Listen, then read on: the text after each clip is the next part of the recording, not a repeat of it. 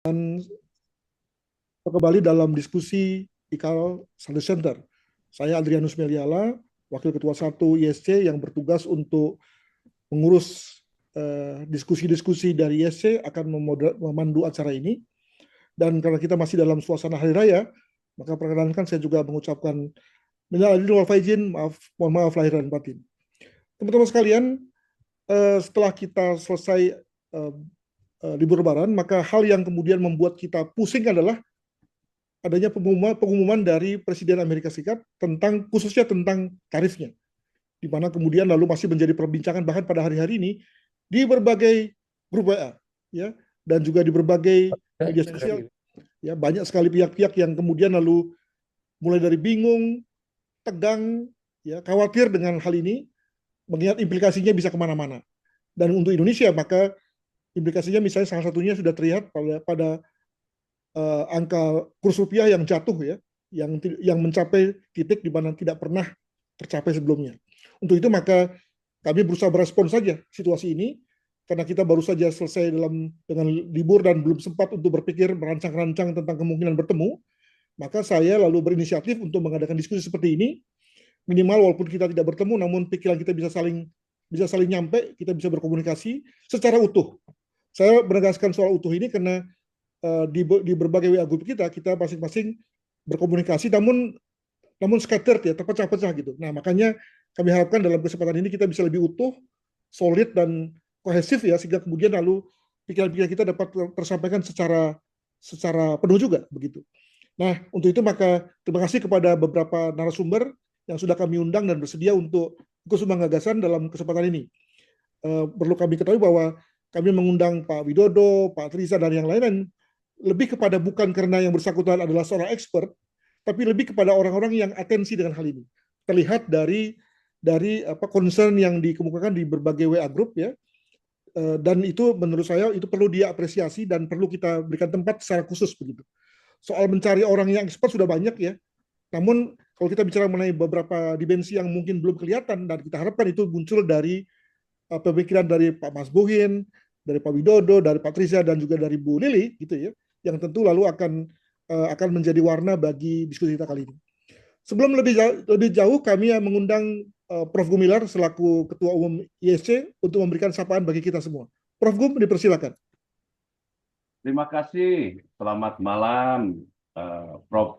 Adrianus Meliala, Waka 1, juga Waka 2, Waka 3, Pak Sekjen, Ibu Wasekjen, hadirin sekalian, terutama para pemateri pada malam hari ini. Ini topik yang sangat penting, menarik, dan timely. Memang kalau kita melihat sistem ekonomi global yang kapitalistik, ya,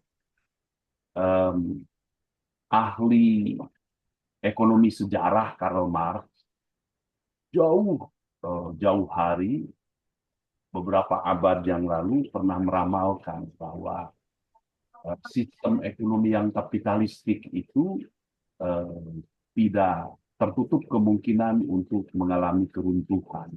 Karena memang dia mempunyai kontradiksi-kontradiksi yang dapat menghancurkan dirinya dari dalamnya.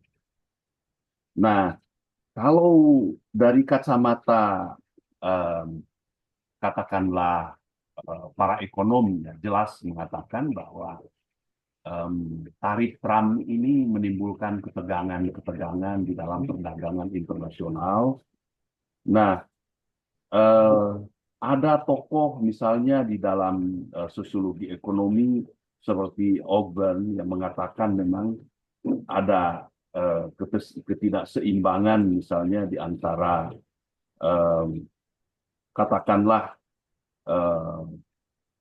bahwa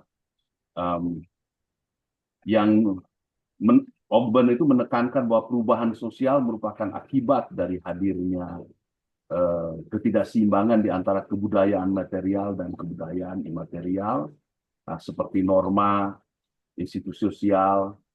Jadi krisis ekonomi ditandai oleh pasar yang mengalami digitalisasi dan perubahan, ya, struktural, akan tetapi masyarakat relatif tertatih dalam menuntut adaptasi yang terkoordinasi. Nah, tapi sebenarnya para ilmuwan intinya melihat bahwa yang terbaru ya, bahwa hubungan antara negara mengalami pergeseran dari dominasi negara itu bergeser ke kompetisi pasar. Negara tidak lagi dapat mengontrol ekonomi tanpa keterlibatan masyarakat dan sektor swasta. Ini berbicara sebenarnya dalam beberapa hal embeddedness ya.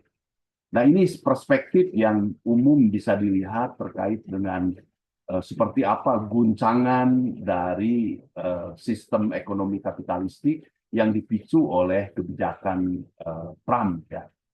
Nah, kita mengetahui di Amerika sendiri 4% lebih ya pasar modal di Amerika itu runtuh. Ada beberapa fenomena yang menarik. Sebagai contoh, Elon Musk itu menyumbang kurang lebih sekitar 200 juta US dollar. Nah, tetapi dalam waktu puluhan hari Donald Trump berkuasa dengan kebijakan tarif yang dilakukan, itu Elon Musk telah kehilangan lebih dari 100 miliar dolar. Nah, ekonom seperti Richard Wolff misalnya mengatakan kurang lebih begini, tarif Trump itu sebenarnya adalah tax yang dibayar oleh masyarakat Amerika sendiri. Karena pada dasarnya adalah tarif itu adalah masyarakat Amerika membayar kepada pemerintah Amerika untuk satuan tertentu dari transaksi ekonomi yang berasal dari konsumsi barang impor. Nah, jadi barang impor yang lebih mahal, nah itu dibeli oleh masyarakat ikut konsumsi. Nah, ketika masyarakat mengkonsumsi barang itu berarti sebenarnya masyarakat itu membayar kepada negara, dan tarif itu dalam pandangan ekonomi yang umum itu bisa dilihat sebagai tax sebenarnya. Nah, hadirin sekalian, tentu kita melihat sistem yang kapitalistik ini tidak luput dari pandangan-pandangan yang menunjukkan bahwa kelemahan-kelemahan itu perlu direformasi sistem yang kapitalistik itu.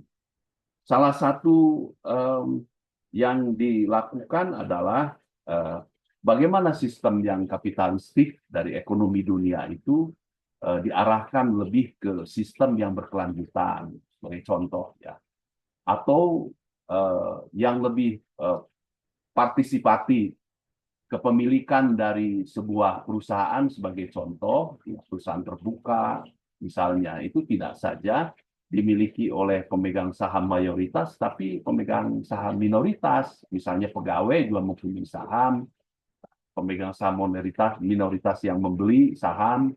Nah, sehingga memang keputusan-keputusan perusahaan itu melibatkan partisipasi dari publik yang lebih luas, khususnya para pegawai itu sendiri.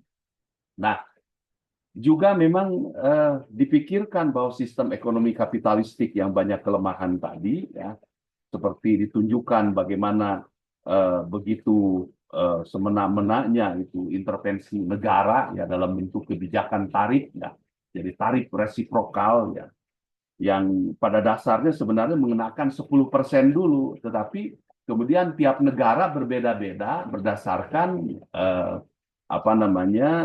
kondisi tertentu secara secara timbal balik ya. Nah, jadi memang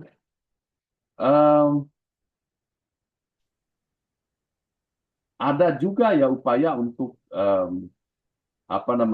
reformasi kapitalisme itu, misalnya arahnya adalah ke kapitalisme sosial. Nah, ala negara kesejahteraan. Hadirin sekalian, jadi saya sebagai pengantar dari diskusi ini menyapa semua. Tentu kita kembali lagi bahwa ini ada fenomena tarif Trump. Lalu kita semua mengetahui bahwa tarif ini pada dasarnya merupakan pajak, mengundang reaksi dunia, membuat ketegangan, dan memang perekonomian dunia terancam kemarin itu kolaps ya, ditandai dengan pasar yang faktanya memang ambruk di mana-mana. Akan tetapi penundaan ini memang ini menarik ya, karena Donald Trump sendiri dengan angkuh dan ponggahnya mengatakan semua kepala negara itu menelepon saya, itu mencium pantat saya untuk minta negosiasi. Tapi yang menarik adalah China dikenakan 104% dan membalas dengan tenang, dan Donald Trump sampai hari ini terus menunggu Xi Jinping untuk menelepon, tapi China tidak menelepon. Kekuatan kedua ekonomi dunia itu sebenarnya kalau dilihat dari PDB, kemudian cadangan devisa, serta kemampuan dari industri serta apa namanya pengorganisasiannya yang demikian kuat dan rapi, saya kira sistem ekonomi Amerika yang kropos belum tentu bisa menang melawan kalau perang habis-habisan melawan China. Nah, terakhir barangkali para sahabat sekalian, saya memikirkan, oke lah ini gonjang-ganjing perang tarif dunia ya. Amerika ada reaksi juga di dalam negeri, negara-negara kolaps ini pasar keuangan dan sebagainya ya. Kita sendiri memang ekspor itu 10% ke Amerika, dari mulai tekstil, alas kaki dan sebagainya ya. Dikenakan 34%. Oke lah ditunda 90 hari katakanlah. Tapi seperti apa ya? Apakah Donald Trump bisa bertahan di dalam politik dalam negeri ketika ada gerakan impeachment, demonstrasi, bahkan ada seorang jenderal bintang 4 yang mendeklarasikan berani untuk menjadi calon presiden alternatif dan sebagainya dan sebagainya. Ini menarik ya. Yang saya pikirkan adalah bagaimana dengan kita? Nah, saya kira ini saya merasa aneh ya dengan kita semua, termasuk diri saya sendiri. Kok pemerintah kita itu tidak melakukan satu langkah yang mendasar, konkret, dan menyentuh kepada upaya untuk mengamankan bangsa dan negara ini, apapun resiko terburuk terjadi. Mau perang habis-habisan China, ditambah BRICS dengan Amerika atau apapun. Tapi pasti kita akan terdampak. Bagi yang saya pikirkan adalah begini. Bagaimana kalau kita memberikan masukan kepada pemerintah? Sebagai contoh begini. Oke lah, hiruk-pikuk itu segala macam, tapi lakukan satu, katakanlah. Itu yang namanya penguatan pasar domestik itu jangan hanya sekedar jargon. Lakukan langkah-langkah, termasuk pemberdayaan UMKM, pemberdayaan masyarakat, dan sebagainya. Kita itu 270 penduduk Republik ini pasar yang potensial. Dan industri kita dengan pasar di dalam negeri itu sebenarnya bisa melakukan banyak hal. Yang kedua, mengapa tidak disegerakan itu yang namanya proyek food estate di Merauke? Jutaan hektar itu dengan melibatkan Haji Isam yang punya reputasi sebagai apa namanya orang yang mampu merealisasikan sesuatu yang tidak mungkin menjadi mungkin. Dan sekarang ribuan alat berat sudah dibawa ke sana. Itu kalau memang dilakukan, kita mempunyai ketahanan pangan di situ. Untuk dalam negeri dulu. Nah, lalu saya kira hal yang lain adalah kita ini mempunyai potensi yang mudah dieksploitasi tapi bisa menghasilkan uang banyak. Yaitu potensi kelautan kita di kawasan timur terutama. Ya. Kalau itu dilakukan, triliunan uang, puluhan ratusan triliun bisa diperoleh dari perikanan, ditambah food estate, dipakai untuk mengamankan kita sebagai bangsa itu supaya memang kuat di tengah guncangan ekonomi yang kapitalistik yang ternyata tidak sepenuhnya robust dan memberikan apa namanya keamanan secara sosial dan ekonomi yang berdimensi jangka panjang. Hal yang lain. Saya pikir kita tidak perlu malu untuk belajar kepada zamannya Pak Harto atau kebijakan-kebijakan Pak Harto. Dulu ada intensifikasi pertanian, BIMAS, kemudian INMAS, kemudian Green Revolution segala macam. Mungkin dalam format yang lain kita adalah gini. Coba kalau misalnya Bapak Presiden dan tim kabinet-kabinetnya, para gubernur berkumpul, para bupati, wali kota, itu mereka mengatakan begini, hei rakyatku semua, kita dalam situasi seperti ini. Nah, semua orang harus mengamankan dirinya dengan pangan. Urban farming bisa dilakukan di kota dari mulai eh, plastik atau bekas aqua yang besar itu dibagi dua, bisa dijadikan dua pot, menanam sayur, menanam berbagai macam pangan yang bisa dimakan di desa-desa, lahan-lahan kosong ditanami singkong, ubi, talas dan sebagainya dan sebagainya. Boleh saja sistem ekonomi kapitalistik ambruk. Terjadi mungkin peperangan yang terus berkelanjutan di kawasan timur Eropa, bahkan di Timur Tengah. Tetapi kita sebagai bangsa, orang-orang miskin di kota, di desa, tetap bisa makan. Nah, saya kira saya lebih menyoroti bahwa apa namanya tarif Trump itu harus dikaitkan dengan kita. Demikian sebagai pengantar. Terima kasih. Selamat malam, selamat berdiskusi. Salam sejahtera. Wassalamualaikum warahmatullahi wabarakatuh. Terima kasih Ketua. Wah, ini kalau sapaannya aja udah berat begini, berat nanti para narasumber ini untuk mengcounternya ini. Sekedar lulusan saja. Baik, terima kasih Ketua, dan kita lanjut. Ketua, saya kirim artikel saya di grup keluarga besar maupun pengurus dan juga di pimpinan. Baik, baik. Ini sebagai bahan masukan untuk mempermudah nanti Waka 1 dalam menyusun apa namanya rekap dari hasil diskusi ini, ya. Beres, beres Ketua. Terima kasih. Baik, tanpa berpanjang waktu, kita akan masuk kepada diskusi kita. Nah, kita punya 4 narasumber. Saya mengusulkan setelah melihat paparan-paparan yang diberikan, itu bagaimana kalau untuk yang pertama kita berikan kesempatan kepada Pak Widodo Edi dulu, lalu kemudian lanjut kepada Pak Triza, lanjut lagi kepada Pak Mas Buhin, dan terakhir adalah kepada Ibu kita sebagai gong juga nih kepada Bu Lili, ya, dan sekaligus sebagai penghormatan juga kepada Bu Lili. Oke ya, dan masing-masing ada sekitar waktu 20 menit untuk paparan. Nanti kita usahakan sampai masih ada waktu untuk kemudian dari kita bisa paparan. Demikian kami mengundang sekarang Pak Widodo Edi untuk memberikan paparannya. Silakan.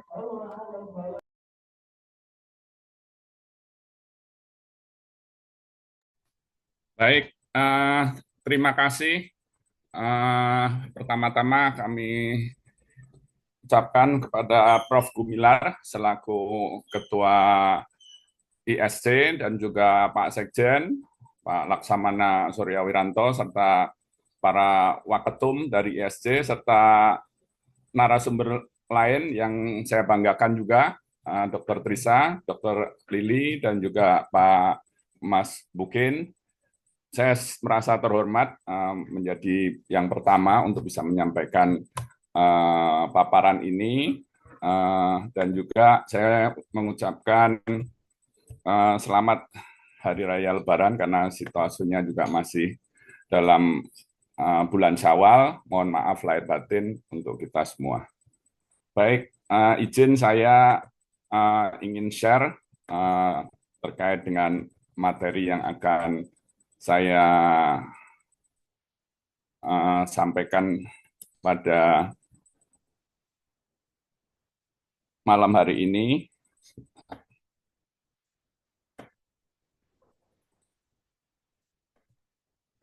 Mbak Imah, tolong diberikan akses.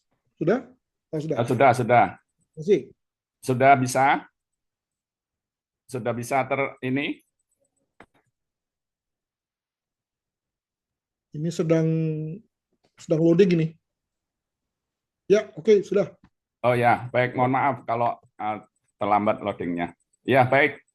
Jadi kami mengambil sesuai dengan tema yang diberikan bahwa tarif Trump bikin Indonesia suram dalam tanda tanya. Kami mengambil lebih fokus kepada sisi apa yang harus diambil oleh pemerintah Indonesia tadi, sebagaimana pengantar yang disampaikan oleh Prof. Gumilar, bahwasanya kita memang harus segera melakukan langkah-langkah strategis terkait dengan kebijakan tarif yang sudah dilakukan oleh Trump. Jadi kami akan melakukan tinjauan. Tadi juga sempat diberikan pengantar oleh Prof. Adrianus bahwasanya saya sebagai pemateri, narasumber yang mungkin bisa menjadikan sudut pandang yang lain dari sisi masyarakat umum. Ini yang nanti bisa kami sajikan: pendahuluan, maksud dan tujuan, tinjauan umum, permasalahan, metodologi, pembahasan, kesimpulan, rekomendasi, dan penutup. Nah, ini sedikit disclaimer terkait dengan tadi tinjauan dari sisi umum.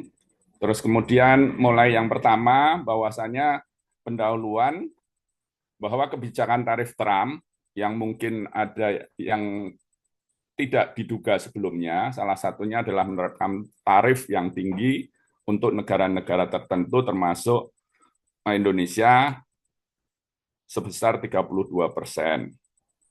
untuk bisa masuk di pasar di Amerika Serikat. Ini kami berikan juga link dari dasar dari beberapa pemberitaannya. Terus kemudian dampak dari kebijakan tarif Trump tersebut tentu tidak sesederhana dan sebatas pada sektor perdagangan saja, namun mempunyai multiplier efek terhadap berbagai kegiatan ekonomi dan turunannya, termasuk pasar uang dan pasar modal di Indonesia, sehingga akan tergantung kepada kekuatan dan kelemahan yang dimiliki Indonesia itu sendiri. Jadi di sini kata kuncinya kekuatan dan kelemahan. Kemudian di sisi lain, kebijakan Trump tersebut tentunya akan menuai banyak polemik dan reaksi yang sangat beragam di tengah masyarakat dunia dan Indonesia, sehingga bisa memunculkan peluang maupun ancaman. Ini yang nantinya akan menjadi latar belakang kita melakukan tinjauan. Kemudian maksud dan tujuan adalah untuk merespon kondisi global, terutama terhadap pengenaan tarif 32% terhadap barang-barang Indonesia yang akan masuk ke Amerika Serikat, walaupun pelaksanaannya ditunda 90 hari ke depan. Tadi disampaikan Prof. Gumilar juga, kita belum tahu 90 hari ke depan Trump nantinya akan seperti apa di internal mereka, juga kita belum tahu. Tapi kita tetap saja harus mengantisipasinya dengan beberapa kajian, termasuk hari ini kita melakukan seminar kecil. Adapun tujuannya adalah yang pertama untuk pengkayaan wawasan kita dari sudut pandang masyarakat awam. Terus kemudian sebagai gambaran terhadap dampak langsung dan tidak langsung kebijakan tarif tersebut.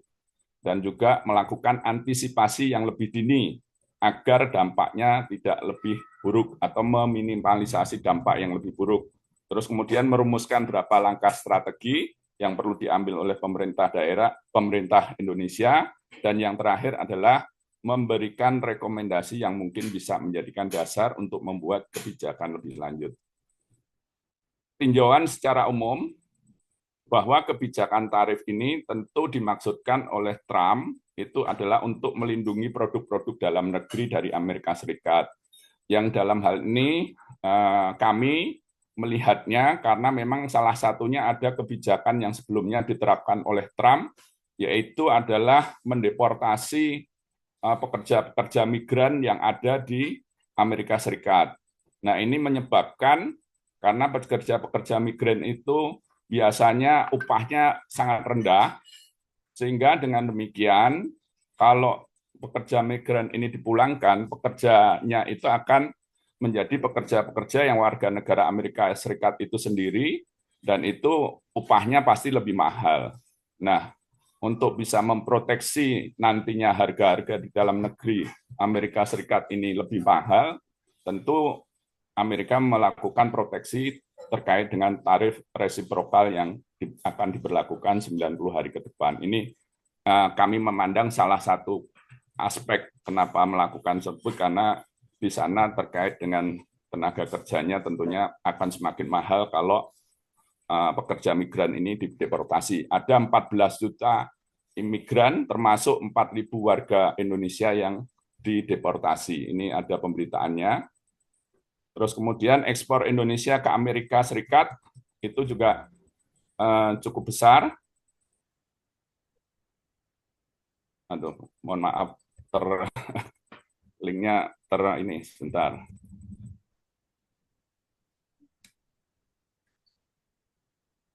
Linknya malah terpencet.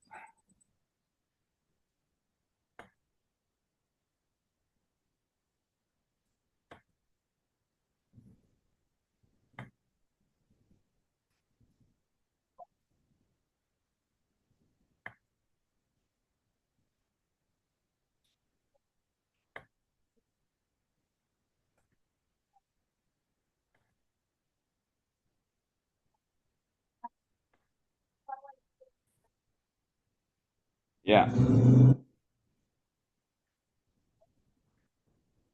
izin saya lanjutkan.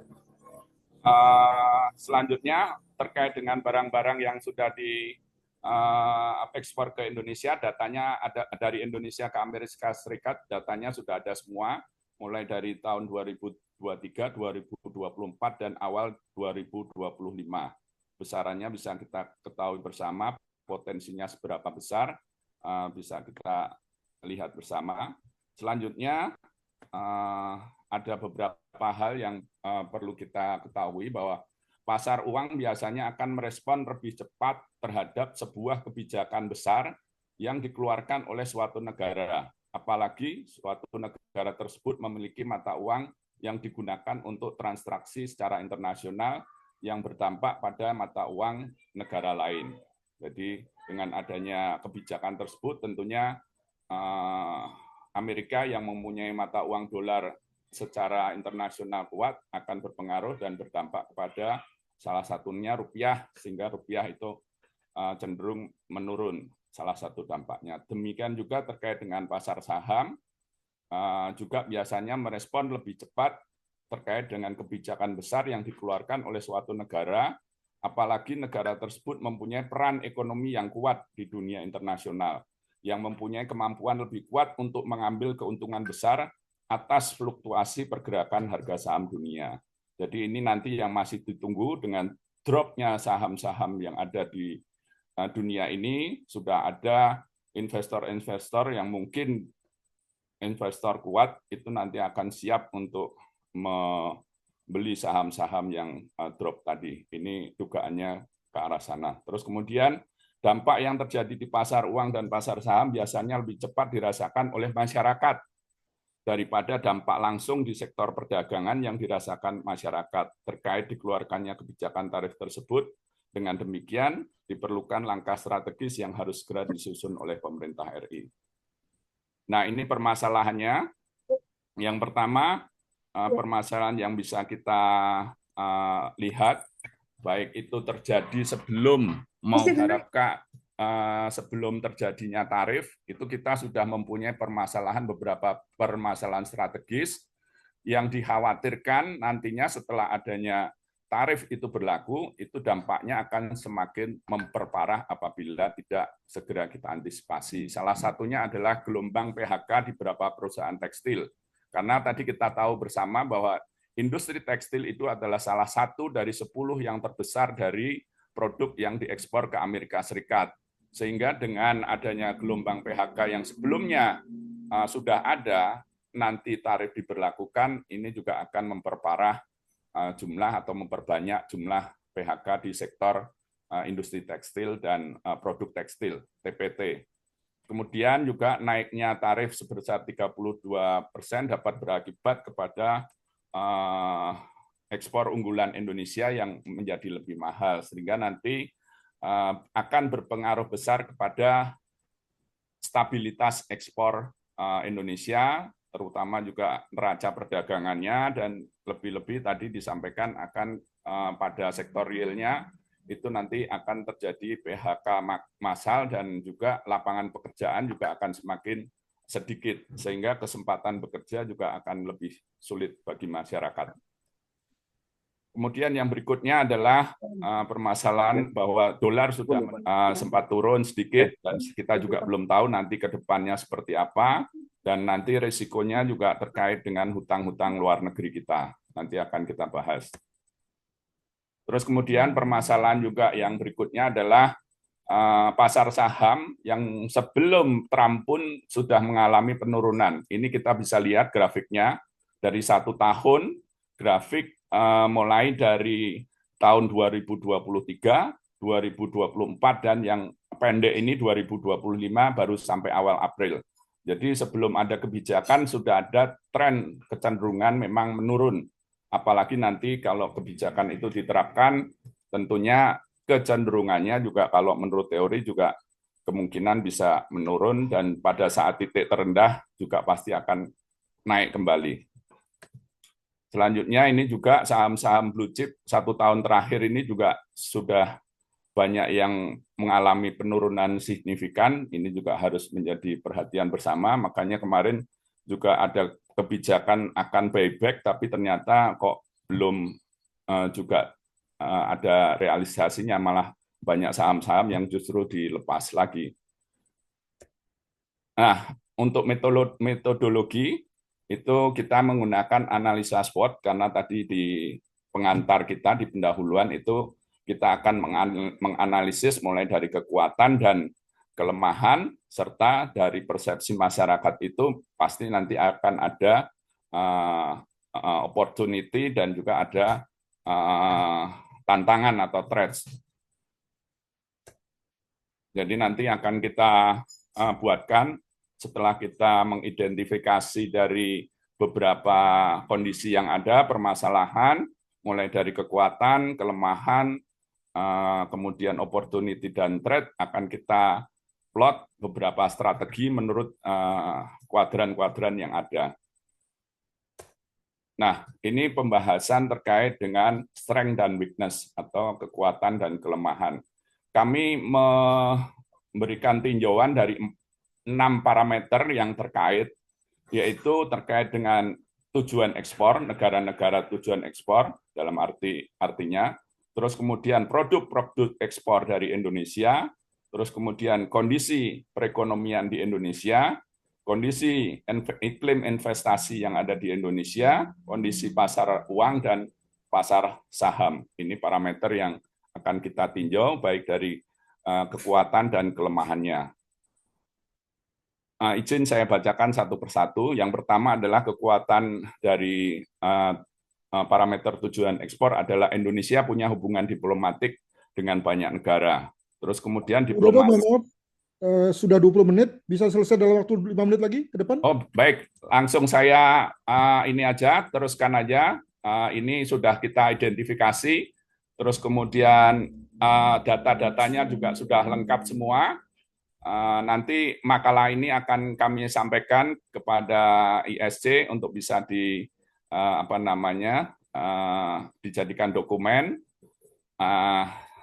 Terus kemudian ini analisanya semua. Nah, ini kita mencoba untuk memplot dari berbagai identifikasi tadi, mulai dari SWOT-nya kita mengidentifikasi terkait dengan strategi-strateginya berdasarkan 4 matrik ini. Nah, ini juga saya skip, nanti bisa dipelajari. Nah, kita langsung saja di kesimpulan yang nantinya bisa kita diskusikan bersama, bahwa berdasarkan pembahasan yang sudah panjang lebar terkait dengan hal tersebut, maka dapat diambil beberapa kesimpulan. Yang pertama, kebijakan dari tarif dari Trump adalah bentuk untuk mengembalikan supremasi Amerika Serikat dengan caranya sendiri. Kebijakan tersebut tidak hanya berdampak langsung terhadap negara yang terkena tarif resiprokal, termasuk Indonesia, namun mempunyai multiplier effect yang multidimensi terhadap kondisi ekonomi global. Indonesia menjadi salah satu yang terkena dampak langsung atas kebijakan Trump tersebut. Tentu pemerintah harus segera mengambil langkah-langkah darurat untuk menyelamatkan neraca perdagangan yang pasti juga akan berdampak kepada perekonomian Indonesia secara umum, termasuk pasar uang dan pasar saham. Dengan menggunakan analisis SWOT, telah dilakukan identifikasi berdasarkan fakta terkait dengan keunggulan, kelemahan, peluang, dan ancaman. Terus kemudian selanjutnya, tadi sudah kita sampaikan ada 6 parameter, yaitu tujuan ekspor, produk ekspor, ekonomi, investasi, pasar uang, dan pasar saham. Berdasarkan pemetaan strategi terhadap 6 parameter tersebut, maka dapat diambil intinya menjadi 2 grand strategi yang harus diambil oleh Indonesia ke depan. Baik, yang pertama adalah untuk tujuan internal dan yang kedua terkait dengan untuk tujuannya eksternal. Yang pertama untuk grand strategi yang internal itu adalah membenahi kondisi internal dari berbagai permasalahan di dalam negeri sekaligus lebih memperkuat fundamental makroekonomi. Antara lain yang pertama, ini dari uraian strategi yang kita petakan tadi, memperkuat sumber daya di kedutaan untuk pemasaran lebih agresif. Jadi kita memiliki kedutaan-kedutaan besar sehingga kita mempunyai pasar-pasar alternatif untuk apabila nanti Amerika Serikat memberlakukan tarif tersebut. Meningkatkan diplomasi ekonomi yang lebih inovatif karena berdasarkan fakta yang ada masih menggunakan diplomasi yang konservatif. Nah, ini harus dikembangkan diplomasi ekonomi yang lebih inovatif untuk mengembangkan pasar. Meningkatkan daya saing produk ekspor. Ini juga sangat penting bagaimana efisiensi untuk memproduksi sebuah barang ini harus dilakukan. Terus kemudian menguatkan peran serta UMKM dalam rangka hilirisasi sumber daya alam, baik itu pertambangan, perkebunan, pertanian, kelautan, dan lain sebagainya. Tadi juga sudah disinggung oleh Prof. Gumilar, dan kemudian memberantas korupsi dan membuka lapangan pekerjaan, membenahi iklim investasi yang sehat, menekan inflasi dalam negeri, dan membenahi good corporate government dari perusahaan-perusahaan yang listed di pasar saham atau pasar modal. Kemudian strategi yang kedua yaitu terkait dengan eksternal, yaitu Indonesia harus bisa menjadi motor penggerak untuk memperkuat ekonomi ASEAN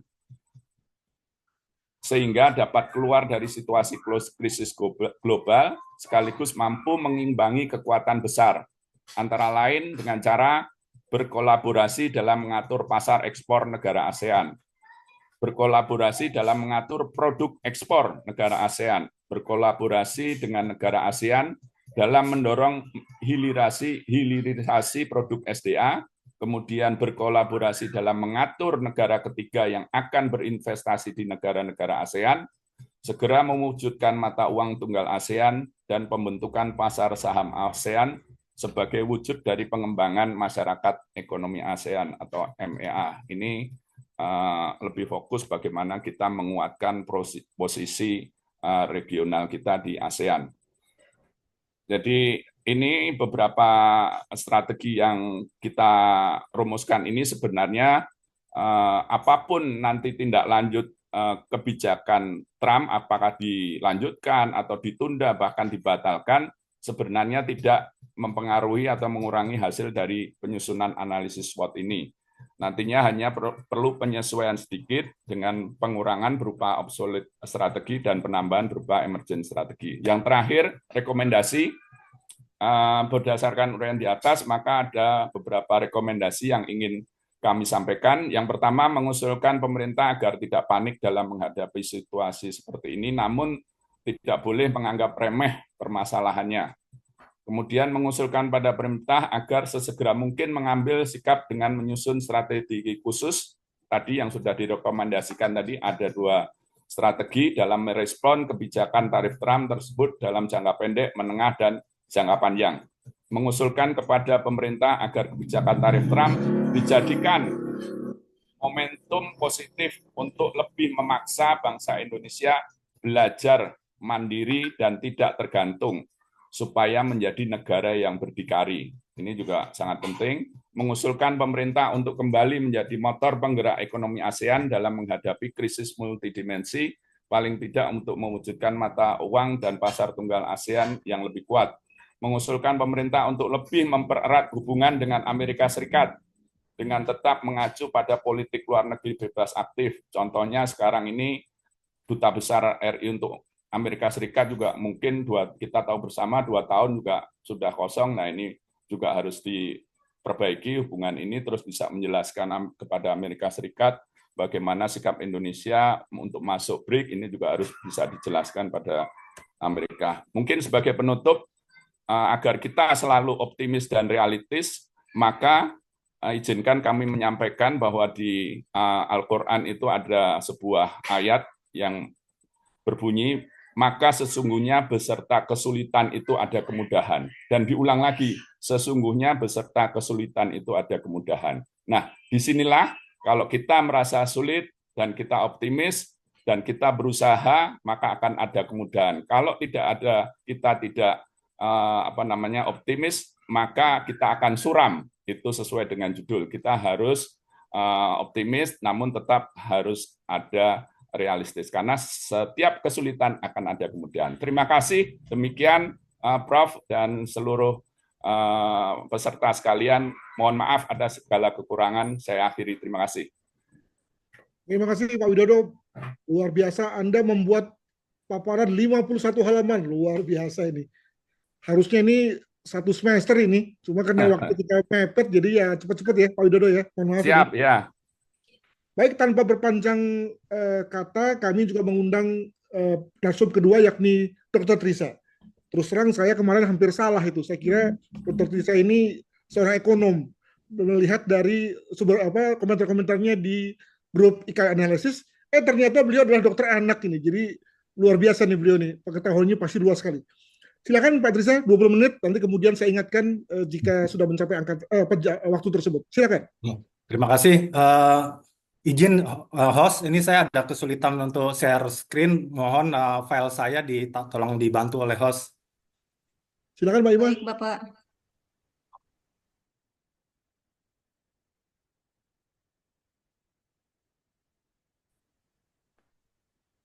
Ya, terima kasih. Selamat malam. Assalamualaikum warahmatullahi wabarakatuh.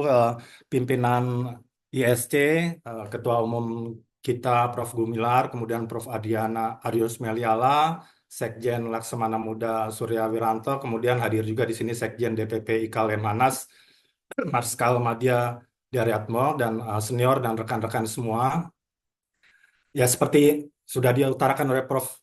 Meliala tadi, memang beberapa hari lalu kami dihubungi dan ya saya berusaha untuk bisa tampil dengan mempresentasikan apa yang saya tahu berdasarkan pengalaman saya. Ya, kebetulan saya juga sebagai pelaku investor di pasar modal, khususnya pasar saham juga, kemudian pelaku juga di industri kesehatan yang tentunya secara umum saya harus mengetahui dampak-dampak ya baik secara global maupun secara khusus terhadap ekonomi di negara kita. Kebijakan tarif resiprokal yang diterapkan oleh Donald Trump beberapa waktu yang lalu, seperti beliau nyatakan bahwa itu merupakan deklarasi kemerdekaan dari ekonomi Amerika Serikat. Slide. Kebetulan beberapa minggu yang lalu, bulan lalu, selama beberapa minggu saya berada di Amerika dan saya ke beberapa kota besar di sana dan saya menyaksikan sendiri memang sisa-sisa suasana hasil Pilpres kemarin masih sangat terasa ya, meskipun di kondisi di masyarakat adem ayem saja, tenang semuanya, seperti tidak ada gejolak, tapi kalau kita perhatikan di media sosial, di TV, memang selalu muncul kontroversi dari presiden terpilih ya. Dan media sosial dan TV ini juga terbagi dua ya, antara pendukung Republik dan pendukung Demokrat, tentu masing-masing dengan pembenarannya masing-masing gitu. Sementara di toko-toko souvenir juga kita masih bisa lihat sisa-sisa suasana Pilpres itu ya. Jadi souvenir-souvenir setiap toko pendukung Republik atau Demokrat dia masih menjual souvenir-souvenir Kamala Harris dan Donald Trump itu masih ada gitu, dan masih ada pembelinya seperti itu. Dan suara-suara untuk impeachment itu juga sudah mulai ada beberapa minggu yang lalu sebelum kebijakan tarif ini. Tapi tentunya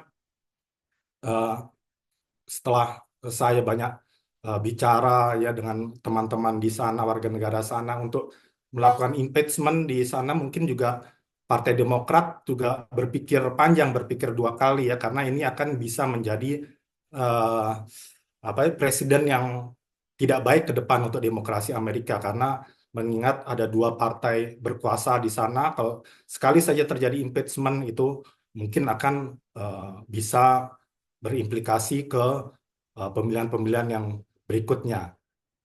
Ya, eh, sebagai pelaku pasar, saya juga banyak berdiskusi dengan teman-teman investor retail ya.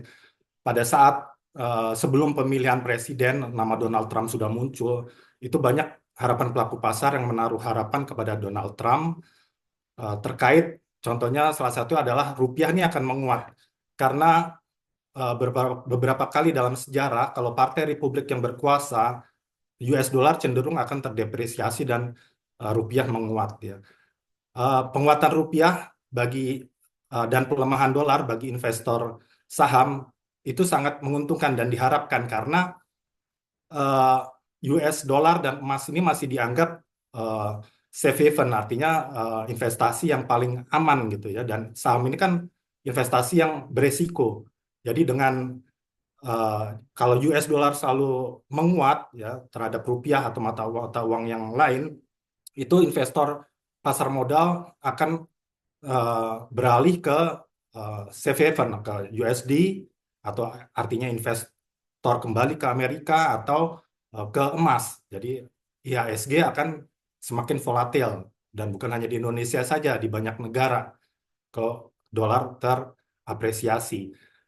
Dan tekad Trump ini sudah ditunjukkan beberapa kali ya, untuk menekan Federal Reserve untuk memangkas suku bunga.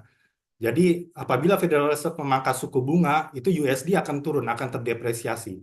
Kenapa Trump selalu menginginkan suku bunga turun? Karena memang dia sendiri sebetulnya ada pelaku pasar. Dia juga investor saham dan dia adalah pengusaha. Pengusaha ingin suku bunga turun supaya dia bisa berekspansi. Kemudian US dollar terdepresiasi, itu juga daya saing akan lebih tinggi gitu ya. Kemudian sebagai investor saham juga tentunya dia ingin investasi itu kembali lagi masuk ke pasar saham. Kemudian kedua, harapannya adalah ekonomi global membaik karena perang mereda. Jadi beberapa kali sebelum Donald Trump terpilih juga terkesan dia menginginkan perang Rusia-Ukraina ini bisa mereda ya, segera terjadi gencatan senjata. Tapi apa yang kita lihat ya, kemarin Presiden Ukraina dengan bersikukuhnya tidak mau gencatan senjata sampai benar-benar Rusia angkat kaki dari Ukraina. Dan ketegasan Zelensky ini didukung oleh Uni Eropa gitu. Ternyata di luar dugaan gitu, Uni Eropa mendukung Ukraina. Jadi kembali lagi, pupus lagi harapan yang kedua. Harapan pertama tadi terkait USD, Federal Reserve sampai hari ini tidak mau memangkas suku bunga karena patokannya adalah inflasi. Inflasi yang masih tinggi, dia tidak berani memangkas suku bunga. Dua harapan itu tidak tercapai. Kemudian harapan berkurangnya potensi Perang Dunia Ketiga. Tentunya dengan kebijakan Donald Trump yang ingin perang di Rusia-Ukraina mereda, dan kebijakan-kebijakan kita lihat sejarah Partai Republik selama ini juga invasi-invasi Amerika itu lebih jarang gitu ya. Jadi potensi Perang Dunia Ketiga akan berkurang. Tentunya ini akan memberikan optimisme pelaku pasar dan pelaku ekonomi, dan akan berimplikasi juga terhadap harga saham. Kita lihat selama COVID atau selama perang Rusia-Ukraina itu terlihat harga saham dunia itu kurang bergairah karena ada ketidakpastian, dan orang cenderung beralih ke investasi safe haven yang aman, emas ataupun US dollar yang semakin menguat. Kemudian harapan dari pelaku pasar juga tidak pernah lupa bahwa Amerika ini adalah pelopor dari free trade. Ya, Amerika yang pertama pelopor WTO dan free trade. Jadi mestinya Amerika tetap pada posisi untuk mempertahankan multilateralisme. Slide. Nah, ini Contoh berita yang terakhir, Trump mengultimatum bos The Fed untuk stop main politik dan turunkan suku bunga. Jadi ini menggambarkan bagaimana posisi The Fed dengan Donald Trump yang selalu tidak sejalan, ya. Karena Donald Trump pada dasarnya dia adalah investor saham dan dia pelaku ekonomi yang menginginkan suku bunga turun dan menginginkan saham kembali bergairah. Slide. Kemudian fakta-faktanya yang kita lihat yang terkait dengan harapan-harapan tadi bahwa kemenangan Partai Republik ini didukung oleh basis-basis di wilayah pertanian, pedesaan, dan populasi yang religius, ya. Jadi kelompok ini adalah kelompok yang sangat fanatik dan boleh dibilang ultranasionalis, ya, dan proteksionis. Dan kelompok-kelompok ini di segmen ini yang paling merasakan deindustrialisasi, dan apabila terjadi perlambatan ekonomi, mereka yang paling paling pertama merasakan dampaknya. Kemudian kebijakan, kita bisa lihat juga kebijakan terhadap imigran, ya. Kemudian yang terakhir, larangan visa terhadap 43 negara yang terkait dengan security dari Amerika. Jadi semangat proteksi, security, dan ultranasionalis ini terhubung terkait juga dengan faktor-faktor ekonomi dari segmen basis pendukung Republik. Dan fakta berikutnya adalah US ini menguasai 24% dari GDP global, ya. Banyak negara dalam pandangan Amerika, ya. Ini terkait dengan tadi Amerika sebagai pelopor free trade, tapi ternyata faktanya dalam pandangan Amerika banyak negara memberlakukan hambatan tarif, ya, termasuk non tarif. Kemudian tuduhan politik dumping yang dilakukan oleh Cina, kemudian pelanggaran hak cipta, yaitu sudah disuarakan sejak lama, termasuk di sini manipulasi mata uang. Jadi beberapa negara dituduhnya sengaja melemahkan mata uangnya untuk bisa bersaing, untuk bisa meningkatkan daya saing produk-produknya, ya. Dalam hal ini Donald Trump juga pernah menuduh Cina memanipulasi mata uangnya. Kemudian kebijakan tarif ini digunakan sebagai alat politik, yaitu penekan dan negosiasi, dan ini pernah dilakukan Trump terhadap Meksiko dan Kanada terkait imigran. Slide. Nah, ini saya ingin menunjukkan bagaimana Trump juga bermain di pasar saham. Ini pada tanggal 9 April, sehari sebelum dia mengumumkan untuk menunda tarif resiprokal selama 90 hari. Jadi dia bilang ini adalah waktu yang tepat untuk belanja, untuk beli, gitu. Karena pada saat itu harga saham anjlok semua. Karena melihat ketidakpastian ekonomi global, orang semua lari dari pasar saham ke USD makin menguat. Kenapa? Karena memang pemodal banyak lari, ya, beralih ke safe haven. Nah, Trump mengatakan sebelum dia mengumumkan penundaan, ini adalah waktunya untuk beli atau belanja karena harga itu sudah terdiskon semua, gitu. Dan terbukti begitu besoknya dia mengumumkan penundaan, itu saham langsung bergairah, naik lagi. Dan itu juga terjadi di IHSG. Kita selama 2 hari ini naik lagi. Cuma sampai kapan naiknya kan ini nanti tergantung dari hasil negosiasi-negosiasi yang akan terjadi ke depannya, ya. Slide. Nah, ini tadi kebijakan tarif sebagai alat politik, ya. Kebijakan tarif yang dilakukan oleh Trump ini pada dasarnya adalah menarik dukungan pemilih, ya, yang merasa industri Amerika Serikat saat ini terancam oleh globalisasi. Ya, jadi kita bisa lihat di sini adanya sosok Elon Musk di sana, ya. Jadi deindustrialisasi yang terjadi, itu kita bisa lihat dari masuknya, mulai bersaingnya, yang dalam pandangan Amerika yang saingan utamanya adalah Cina, ya. Cina dengan harga yang bersaing, dengan produk-produk yang bersaing, berusaha masuk ke pasar Amerika. Sampai otomotif berusaha masuk, dihambat Amerika, dia mau bikin pabrik di Meksiko, mau masukin barang dari Meksiko. Dalam industri otomotif dan yang terbaru terkait dengan industri EV, kendaraan listrik, ya, Elon Musk di sini punya peran besar, ya. Kalau kita lihat belanja pengeluaran belanja kendaraan ya, otomotif di Amerika itu 16 juta per tahun 2024 kemarin. Jadi hampir setiap orang di sana punya mobil seperti kita di sini punya sepeda motor. Bandingkan dengan kita belanja untuk mobil tahun kemarin 2024 itu hanya sekitar 800 ribuan selama 1 tahun. Amerika itu tahun kemarin 16 juta mobil penjualan di Amerika. Dan nomor satu adalah Tesla. Produk-produk Amerika semua, ada Tesla, Chevrolet, kemudian di bawahnya ada dari Asia masuk Hyundai, kemudian Toyota. Hyundai sekarang dan Toyota sudah bangun pabrik di Amerika. Jadi ini mungkin hasil negosiasi-negosiasi juga ya untuk bisa membangun pabrik di Amerika. Dan tentunya dengan sahabat-sahabatnya di Asia. Mobil Cina, mobil listrik Cina sama sekali tidak ada di Amerika. Padahal faktanya di Cina berusaha untuk memasukkan dan berusaha sebagai mendominasi rantai pasok mobil EV. Dan kita sudah bisa lihat di beberapa negara Asia dan Indonesia saja contohnya. Itu penjualan mobil EV nomor 1 di kita itu BYD dari Cina, di bawahnya adalah Wuling. Kemudian yang dari Korea itu paling bawah, masih sedikit ya.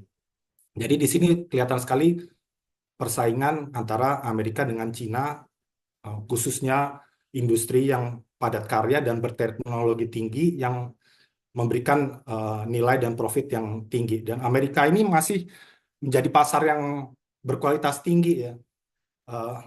Kakak saya di sana kebetulan adalah pelaku pasar juga, ya, pengusaha juga di sana. Jadi daya beli orang Amerika itu masih tinggi, ya, terutama yang segmen menengah ke atas. Kita bisa lihat tadi belanja mobilnya, kemudian properti juga penjualan masih bagus di sana.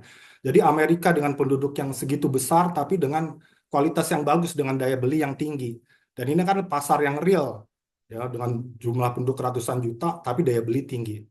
Dan ini kan juga sangat menarik untuk Cina juga untuk bisa bersaing masuk ke Amerika. Kemudian dalam kampanye-kampanyenya, Trump selalu mengatakan bahwa uang dari tarif ini nantinya akan digunakan untuk mengurangi pajak dan membayar utang nasional. Ya. Jadi kita tahu utang Amerika ini termasuk yang terbesar di dunia. Ya. Termasuk yang terbesar di dunia. Kemudian retorika proteksionisme yang populer di kalangan basis pendukungnya. Tadi yang seperti sudah saya ungkapkan di depan slide. Nah, bagaimana dampaknya? Cuma slide.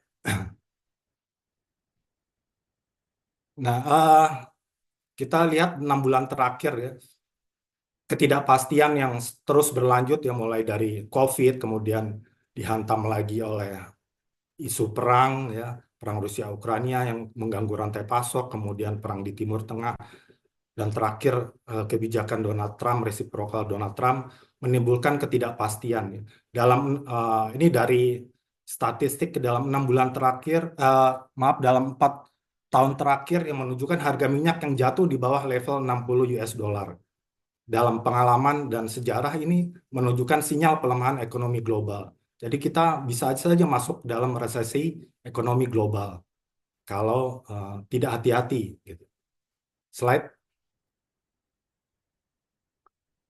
Kemudian ini hasil dari statistik dari MSCI ya, Morgan Stanley Capital International Index ya. Jadi dia adalah lembaga internasional yang menganalisa pergerakan saham di dunia ya, khususnya di emerging market dan di negara-negara maju.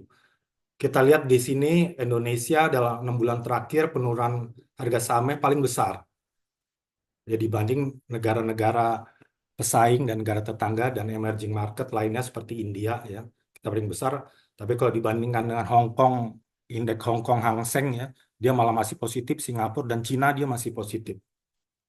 Jadi tanpa stimulus fiskal dan moneter yang agresif, proses pemulihan IHSG ini akan butuh waktu yang sangat panjang. Slide.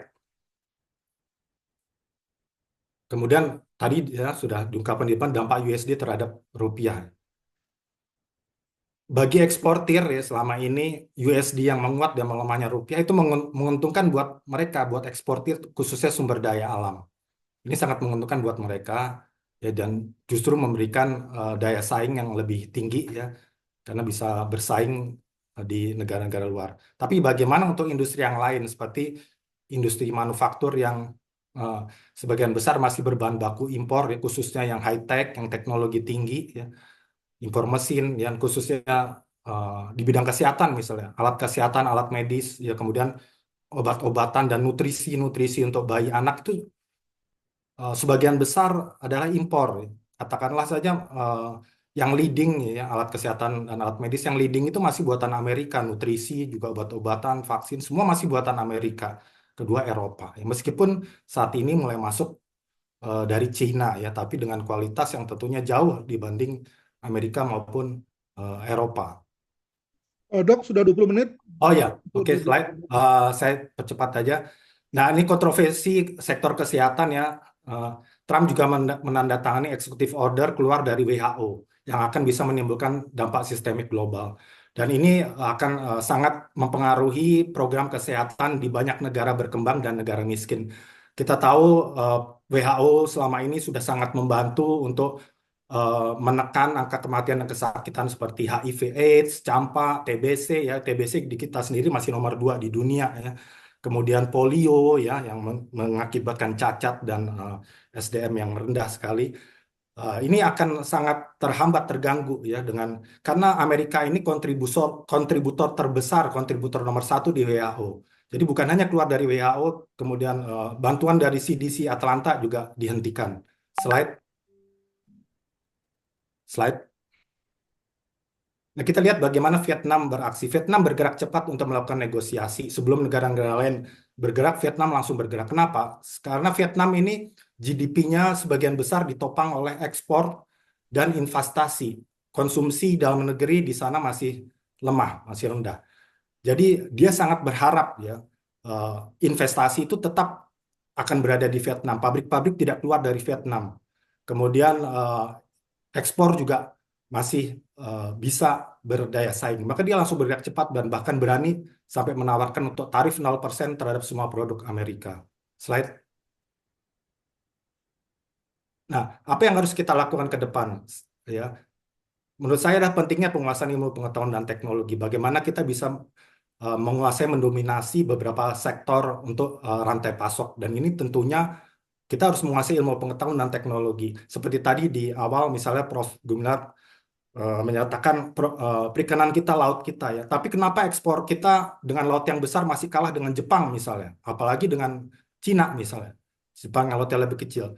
Kalau saya amati ya, mungkin ini masalah teknologi juga. Bagaimana Jepang itu bisa mendistribusikan hasil lautnya dengan segar dari nelayan sampai ke konsumen masih segar. Tapi di kita kan mungkin banyak yang rusak ya, apalagi negara kepulauan geografi. Jadi kita perlunya penguasaan teknologi dalam rantai dinginnya, cold chain-nya, bagaimana distribusi logistiknya. Itu kan perlu teknologi juga.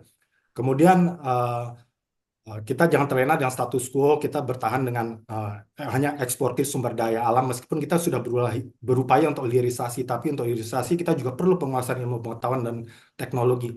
Seperti kita punya bahan baku nikel, tapi yang menguasai rantai pasok sampai saat ini kan ya Cina atau misalnya Korea dengan LG yang dia sudah punya pabrik EV, pabrik baterai EV ya. Meskipun di kita rencananya akan bekerja sama dengan Cina.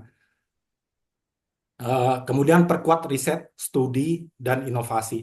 Saya ingat dulu sekitar tahun 2010-2011, Steve Jobs bertemu dengan Obama.